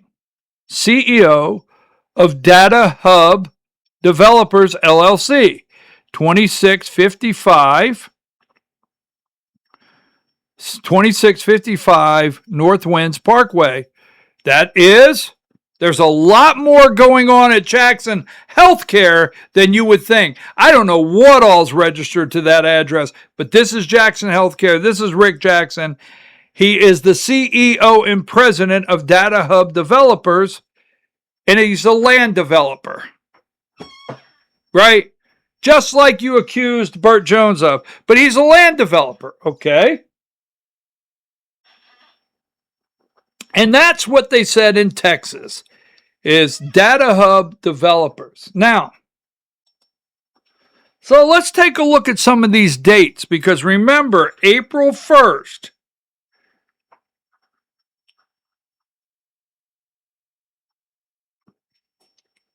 April 1st is when he filed his disclosure. So this is the Secretary of State of Georgia, Data Hub Developers, LLC. The date of formation, 4/10/2024. Right? 4/10 of 2024. Data Hub Developers, LLC. Now you can go back and you can look at the date that I gave you, right, for Evans General Contracting when they moved to Texas. But Data Hub Developers, LLC, Domestic Limited Liability, J.D. Mitchell is the registered agent, and it's within compliance, and it was in 2024. Oh, yes. Yes, there's been some planning, all right? Then we'll look at the next one here, Secretary of State. Here it is. Data Hub Developers LLC 4/10/2024 right there. This is where it was registered with the state. Okay. And then we have right here a filing notice. Data Hub Developers Domestic Limited Liability. There's the addresses on there of Jackson Healthcare, JD Mitchell. Let's keep going.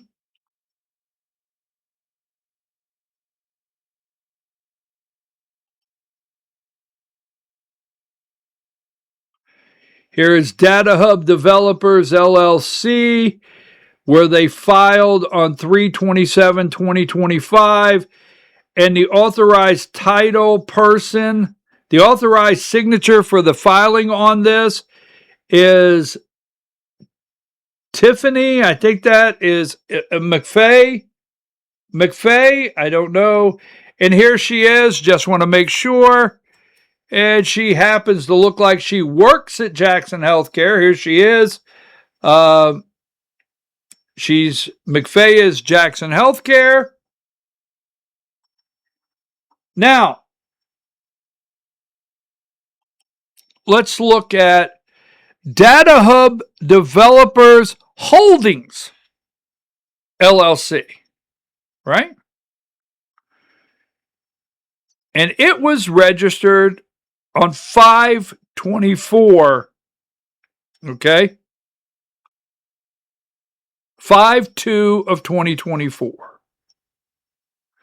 And this is Data Hub Holdings.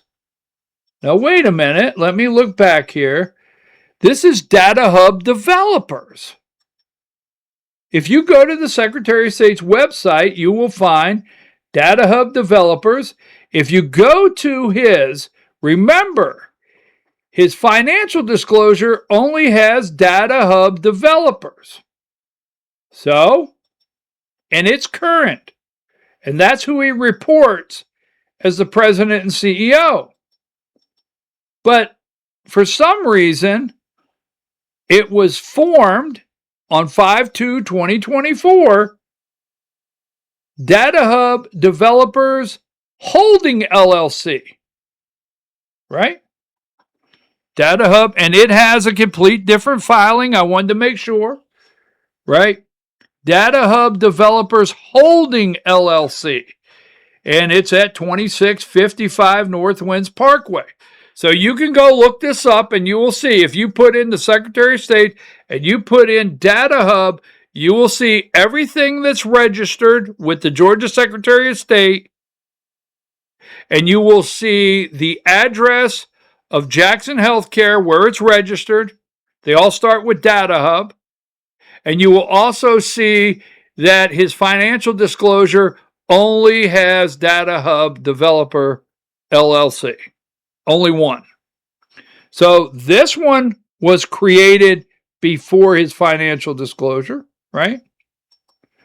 Now, then we have another one.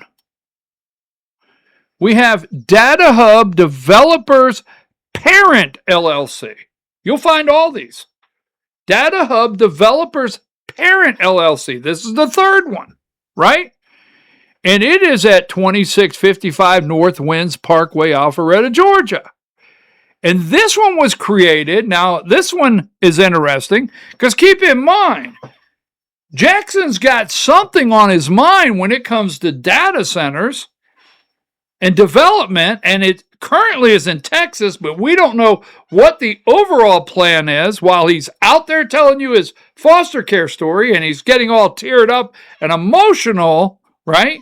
And he's out there telling you, you won't be forgotten, and this is all about you.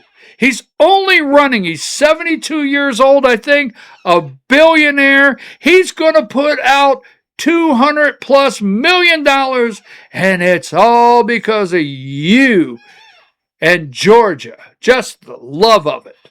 Just saying. Something, I don't know. I can't I can't get my head around it. But remember, he announced he was running for office February 3rd, 2026. On February 9th, 2026, they formed Data Hub Developers Parent LLC 6 days later after the announcement. But before his financial disclosure statement that this is missing. So, right there, domestic limited liability company, Data Hub Developers Parent, Data Hub Developers Parent LLC, active compliance, date of formation 2/9/2026. 2655 North Winds Parkway, Alpharetta, Georgia. Okay. What's the big deal? I don't know. Then you have, here is the certificate of organization. This is Data Hub Parent. So there's three. Okay. And only one disclosed. Well, here is a filing notice, and let's go to the next one. Now,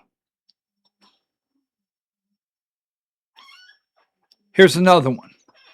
And this one, shockingly, is at 2655 North Winds Parkway, Alpharetta, Georgia. This is Data Hub Developers Texarkana. Data Hub Developers Texarkana. Huh. Hell, you say. Not Texarkana. Why, could that be Texas?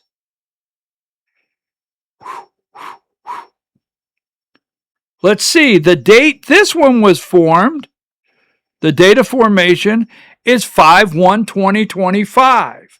Meaning all four. This one is a separate one, right? Data Hub Developers Texarkana, LLC, right? 2655 North Winds Parkway, Alpharetta, Georgia. Every single one was created, right? And here is the document right there from the State of Georgia Secretary of State office that says on 5/1/2025,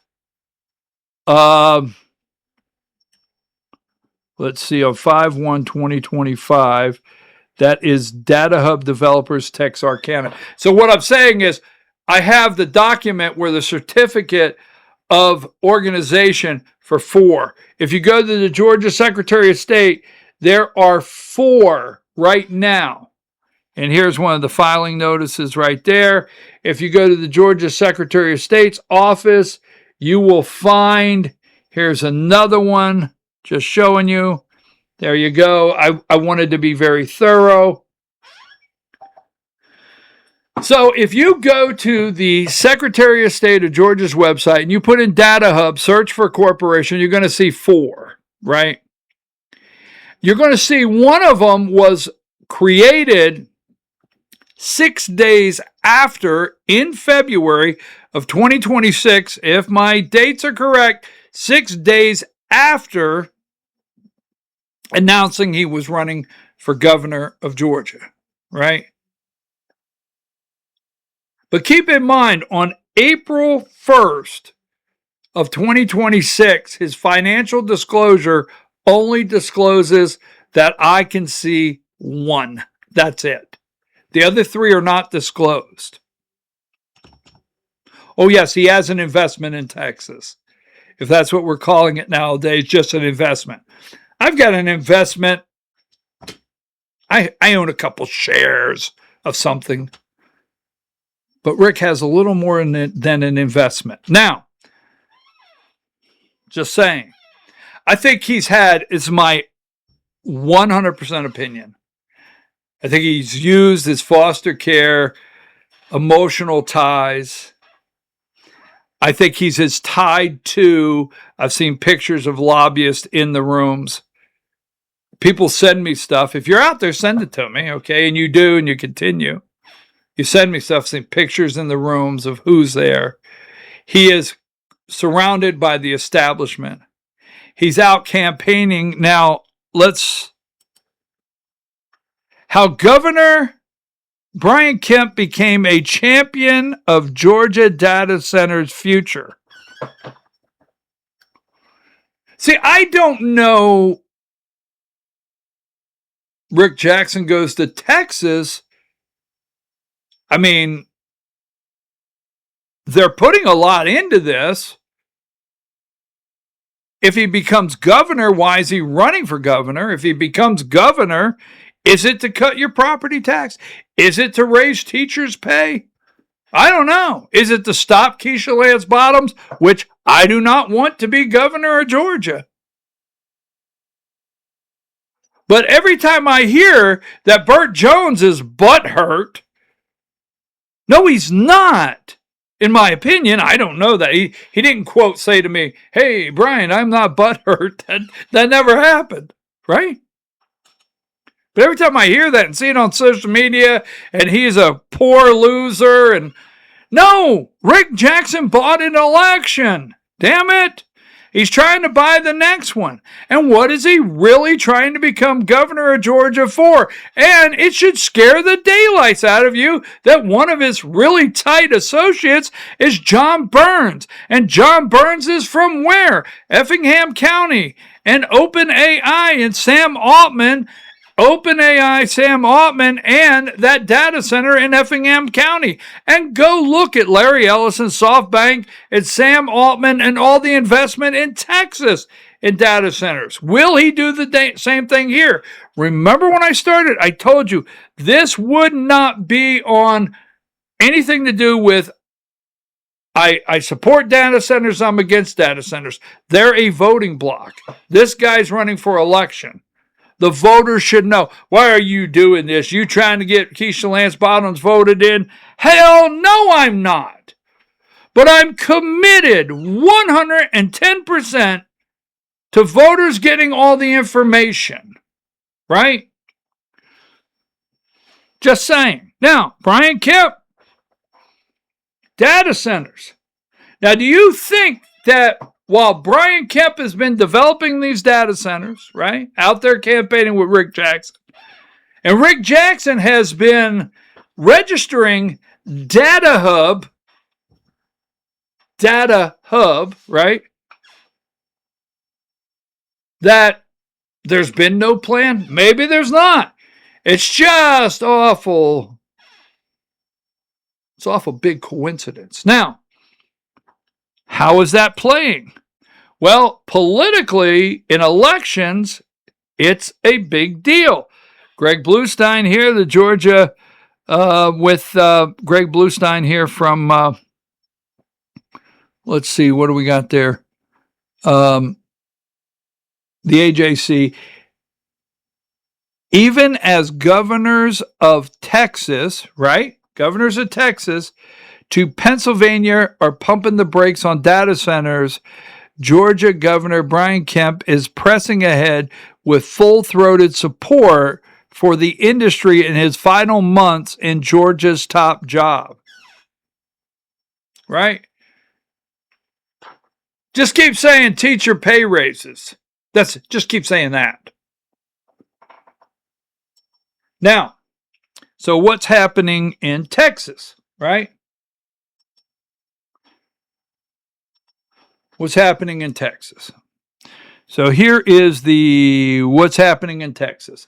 Data center approvals in Texas halted until audits completed, Governor Greg Abbott says on Monday. This was August 3rd of this year. Now, Governor Greg Abbott is running for re-election in Texas. So data centers is such a hot issue in Texas, even Governor Abbott, running for re-election, says, hey, I need to campaign on a pause. Because I'll tell you, that's what people are saying, we're going to pause. Now, A lot of people are not saying we're going to just stop them and not have them in our state. Even Keisha Lance Bottoms is saying we're going to pause them. But data center approval in Texas halted on Monday. The governor ordered the Public Utility Commission of Texas and the Electric Reliability Council of Texas to audit the data centers wanting to connect to the state's power grid. So they're even pausing in Texas. Now you have the Jackson plan, right? So Rick Jackson is not budging on these data centers. Don't forget, Georgia's for Integrity attacked Burt Jones, right? Rick Jackson's campaign attacked Burt Jones. Family land, 10 data centers, eminent domain. Don't forget, right? Oh, by the way, don't forget, character matters. And don't forget, what you don't know probably won't hurt you, right? Is that the campaign strategy? What you don't know won't hurt you. So here's the Jackson plan, all right? Bluestein reported this week how Governor Brian Kemp appears to be bucking the national trend by embracing data center development at a time of deep voting skepticism of the projects. Now Jackson is laying out his vision for the industry. So how does Rick Jackson feel about data centers now, right? How does he feel about data centers now? So we're going to go and play all of his videos on data centers. Let's see what the first one is. We have a couple. You can hear directly from Rick Jackson on data centers. Give me just a second. Now keep in mind, as I play these, don't forget, this guy right here on the screen has 4 LLCs that start with Data Hub and is currently active in Texas and only has one of these LLCs on his financial disclosure for running for governor as he's making these comments. And we don't know if what he's doing in Texas, he's going to be doing in Georgia anytime soon. It'd be nice to be the governor, wouldn't it? Just, boy, I guess I'm going to get in trouble, right? Institute a one-year moratorium. Would you support or oppose a move to institute a one-year moratorium on new data center construction in Georgia? I would oppose that, but let me tell you, first of all, every community needs to have control of this, period, full stop. On the other hand, you know, the data centers today, AI data centers, are different than the ones we've had. The ones we had have to be on internet 24/7. AI data centers just need fiber. They can be in the most remote parts of Georgia, hidden from everybody from that standpoint. What I want to do is give some of our counties an option. I'm going to negotiate a deal that where all of the benefit goes to the county to eliminate or reduce their property taxes, and so then they can vote on that. I just want to create an economic opportunity for them to do that, and I think it would be crazy to just have a moratorium. People need to be educated on the pros and cons, but they need to have an education of facts, not fiction, and I just want to give them that option, so I would not support that. From that standpoint. All right, if you are opposed to a data center, it's just a lack of education. Yeah, so if you're opposed, it's just a lack of education. You need educated. Yeah, you need to take a couple classes. We're going to educate you on this, all right? I've said it multiple times. This segment has nothing to do on whether you agree with them or disagree with them. This has to do with the man on the screen said, one, he would oppose a moratorium. Absolutely. Well, why is he so opposed to a moratorium? Why not say, you know what? I need to get in there. Here's what I'm thinking, okay? So for those out there saying, I disagree with the moratorium, or I disagree in shutting them down, I am for them 100%. Okay. The guy's running for governor, All right. And he seems very knowledgeable on data centers. Wonder why he's so knowledgeable on data centers. Now, a reporter asked me that kind of question. I say, look, let me just say this. There's a lot of talk about, this would be my statement. There's a lot of talk about a moratorium. There's a lot of talk about shutting them down and moving fast forward with them. Let me give you my statement.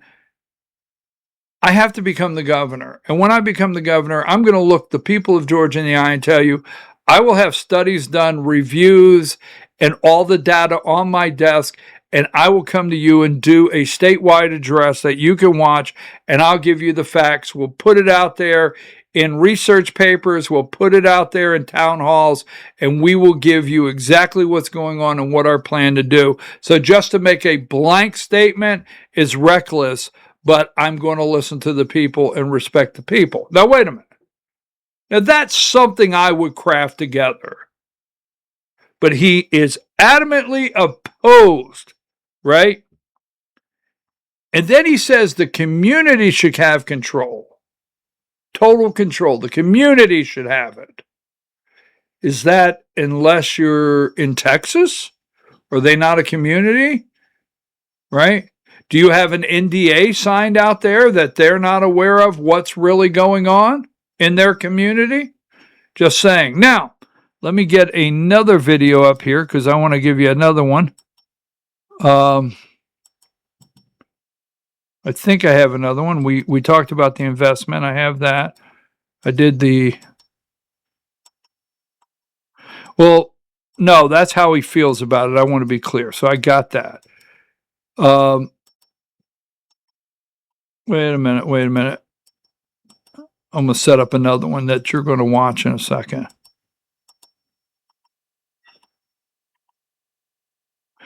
But remember this. I'm very pro data center. Burt Jones is... Remember, he's very pro data center. Very pro data center. Now, let me try to wrap this up. Try to get this wrapped up. Sorry about that. So that's Jackson's plan. Now, this is Keisha Lance Bottoms. She has put this out. I have called for a pause on a new data center construction until Georgia has a comprehensive plan to protect our power grid, water resources, and taxpayers. Rick Jackson has made part of his multi-million-dollar fortune by investing in a data center construction and has publicly said he is an investor in data centers. Now, data center construction. I did not put this out today. I told you when we started, every single thing on this podcast is out there. So I didn't want to let Keisha Lance Bottoms say Rick Jackson has made part of his multi-billion-dollar fortune by investing in data center construction, has publicly said he has an investment. I didn't want to put this out and just let her say that. But she said it. I've researched it. You decide. Now, how does Rick Jackson feel about it? Local voters must have the final say on data centers, and any data center in Georgia should provide a clear benefit, pay its own way, and meet strong environmental standards. Local residents know their communities, infrastructure, and long-term needs better than anyone. Unless you're in Texas. But this is what he's saying. It's very gray. And he's going to make sure the money goes to the county. You know, here's the thing. Every time you tell us how much money from one of these data centers goes to us or goes to the local government, and you say it's going to cut property tax, okay.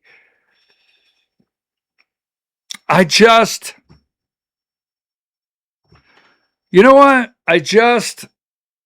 It doesn't trickle down to us. And all these massive, concrete, enormous buildings with data centers, I just don't want in 10 years for them to be indoor flea markets. I mean, come on, right?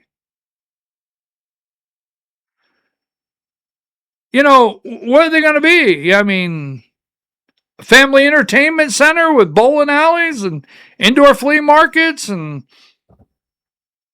roller skating, and I don't know.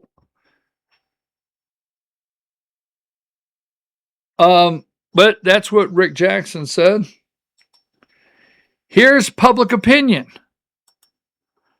Public opinion and polling. Recent polling shows a clear backlash forming against data center expansion. Broad opposition. In August 2026, right now, Economist YouGov poll found that 61% of Americans oppose building data centers in their community, with only 1% of those who view them negatively supporting local construction. Economic fears. In the YouGov poll, 62% of Americans believe building local data centers would increase their electricity rate. Partisan divides. Opposition across party lines, but varies in intensity. Most Democrats, 60%, and 48% of independents view data centers as bad for the country. Republicans are closely divided, 38 positive, 33 negative, though MAGA is behind it because of Donald Trump. Are data centers a campaign issue? Data centers as a campaign issue. The localized backlash is now translating directly into electoral consequences for politicians who support data center development. Local electoral backlash. According to recent review by Data Center Knowledge, at least 18 incumbents, hear me on this, 18 incumbent office holders lost elections between August 2025 and August 2026 after taking documented action on a data center project or becoming associated with the fight over the development. Missouri, in the state of Missouri, 4 incumbent city council members in Festus lost their seats after a fight over a proposed $6 billion project, and 2 council members in Independence were defeated amid similar fights over tax incentives for data centers. Virginia, North Carolina, a 4-term county commissioner was defeated by a challenger who campaigned explicitly with "Vote No for Data Center" signs. So this is a major campaign issue. Major issue. President Donald Trump has framed data center expansion as a top national security priority. All right? Which you know that. Now, let's take it to the election here in Georgia. Keisha Lance Bottoms has put it right out there that Rick Jackson has made money off of data centers. I'm going to say plural. I don't have the graphic up. But you know the drill. Keisha Lance Bottoms has put that out.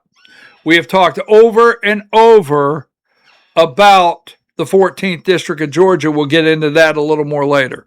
And how Marjorie Taylor Greene, between that, President Trump endorsing Clay Fuller, the current congressman there, and the jungle primary where Sean Harris really got a stronghold in the district, and MTG going back there, blowing it up and resigning. We've talked about the 14th District, a plus R, 19 plus R district that Republicans have to have. And I don't know exactly what Rick Jackson's going to do. Now, I've said this early on. If you want to get Mike Collins did very well in the 14th with the base. Burt Jones did well in the 14th with the base. If I was Rick Jackson, drop the lawsuit, clean up whatever mess you can. If the source is true, plural sources, if the sources are true, I don't know what it is. It's out there that Rick Jackson, it is their sources saying, and it's out there, it's not just coming from BKP, that Rick Jackson paid off Chris Carr's campaign debt, paid off Brad Raffensperger's campaign debt. Only he can answer yes or no. $25 million. I mean, that's a drop in the bucket. You're spending $200 million and you bought everything you could buy, everyone you could buy. Pay Burt his $25 million for his campaign. Character matters, right?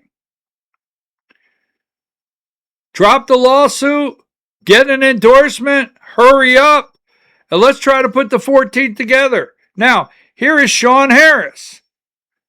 This is Sean Harris. I told people this. I had a talk with someone the other day. I'm not going to bring up the name. There's been 2 or 3. I talked to a lot of people in the 14th district. Georgia's data center boom cannot come at the expense of our water, power bills, farmland, and communities. Join Chris Hayden, Murray Keller, I think that's the name, and me live Wednesday at 7 p.m. to discuss the guardrails, oversight, and accountability that Georgia deserves. Data centers need guardrails.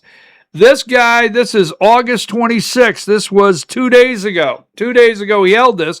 This is Sean Harris, the Democrat, running for Congress in the 14th, running against Clay Fuller, the congressman in the 14th, while Marjorie Taylor Greene is just blowing up on social media, attacking everybody she can. And she has followers in the 14th, former Congresswoman Marjorie Taylor Greene. This guy's holding town halls, and he's packing the room in the 14th district. Guess who's going and campaigning with him in the 14th district? Keisha Lance Bottoms. Now, the congressman has avoided even making a comment. Let me show you this. Anybody watch the Marietta City Council vote on data centers? How many of you watched Marietta, Georgia City Council vote on data centers? How many people were in the room screaming at those people? Packed. Well, this is Floyd County. This is Floyd County government. What is Floyd County government? 14th Congressional District. Rome, Georgia. Floyd County approves data center ordinance. This is a packed room. A packed room. Floyd County approves data center ordinance.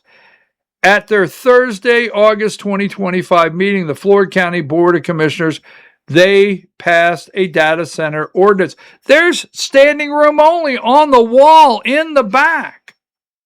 These rooms are full. Now, I think this was yesterday. I'm pretty sure this was yesterday. But finally, Clay Fuller comes out, the congressman. Now, the congressman in the 14th district, Clay Fuller, has not said basically anything about data centers. But they have the polling, and they know Keisha Lance Bottoms is campaigning very hard for governor. And they know Sean Harris is campaigning hard in the 14th district for Congress. And the two of them are campaigning together. They know that.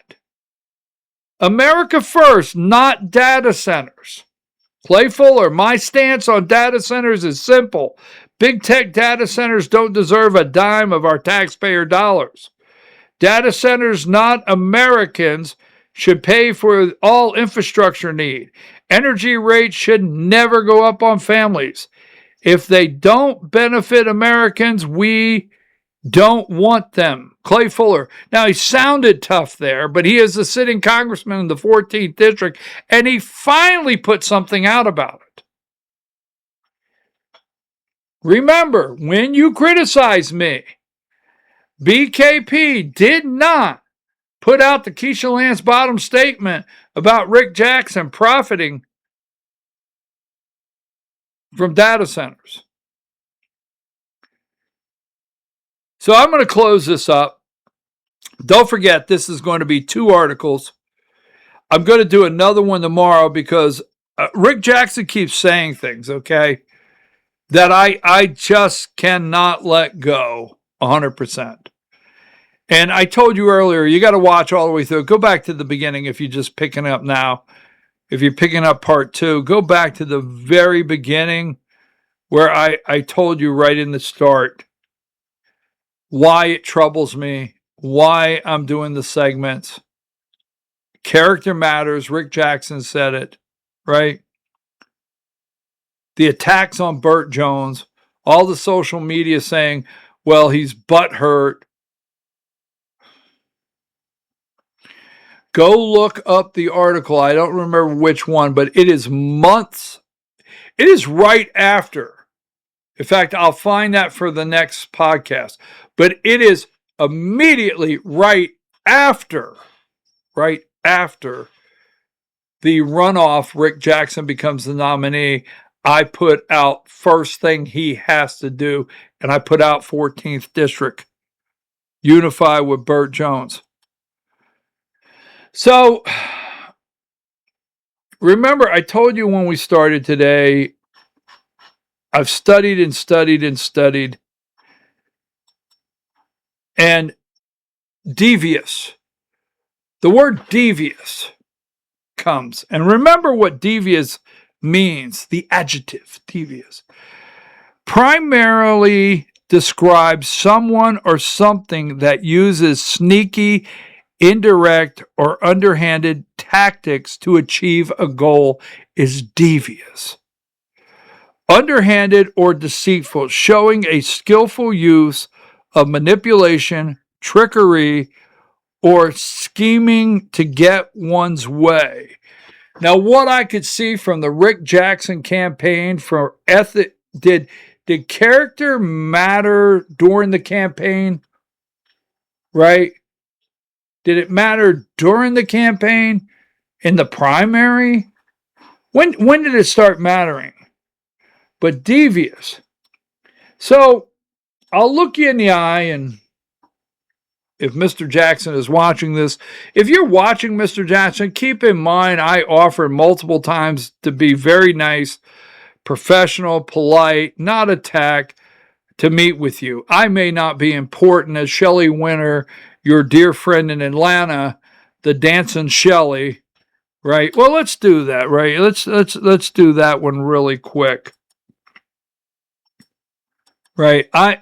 I may not have, you may not be interested in me, much like you are this is, I'll get into it a little later. This is the dancing Shelley, right? Ready? This is what I call the dancing Shelley. Picture a marionette. Picture that you can't see, but Rick Jackson's up here going like this as you're watching this video. Let's go, ladies and gentlemen. Rick Jackson for governor. Let's go. Entrepreneurs in Georgia, you're about to... That's the dancing Shelley, the dancing Shelley, right? The dancing Shelley. Anyhow, so keep in mind, let me go back to if by any chance Mr. Jackson is watching today, or if he does, keep in mind I offered your campaign. I know I'm not important. Why does he need to meet with you? I've been told that. What makes you so important? Okay. I have wanted to come down because I'll tell you what, the second time I met Mr. Jackson before they cut me off, I went up to him, and this is in Pickens County. It was like 2 weeks after he announced, and I only got to go up to him once outside of the kickoff. could say something to him. And again, this is when they shut me down. And I looked at him and I said, I heard you say you rode a church bus. He said, yes. I said, I used to drive a church bus. I'd like to share that story with you one day. He said, I'd like to hear it or whatever. Something like that, right? But keep in mind, I've done everything I could. Now, devious. So I went into the Bible, and I'm not going to preach to you this Friday afternoon. Matthew 16:24. Then said Jesus unto his disciples, if any man will come after me, let him deny himself and take up his cross and follow me. Right? And every time I see and put everything together with Rick Jackson, when a person acts out of selfishness,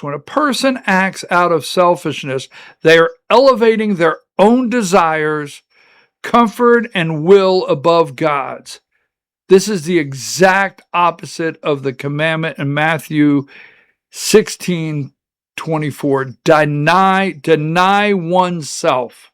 Deny oneself, right? Just saying. Deny oneself. Anyhow. All right, folks, I'm your host, BKP. Now, we'll be back real soon.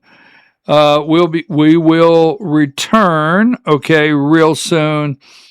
Don't forget, we're on Vora. Substack, our Substack, Vora, BKP Politics, X, Voice of Rural America, Rumble, Voice of Rural America, Facebook, Voice of Rural America, and YouTube, Voice of Rural America. So we're going to take a brief break. Remember, this will be 2 articles and 1 long video. Have a nice weekend. BKP Politics, Voice of Rural America. Straight talk, real truth, no drama. Georgia's got a story, and we're telling it right. BKP Politics, bringing it to light. What happens in Georgia gets revealed one by one as the facts are unsealed. From the pit comes what they don't want you to see. When the daily nugget of truth is dropped with your host, BKP.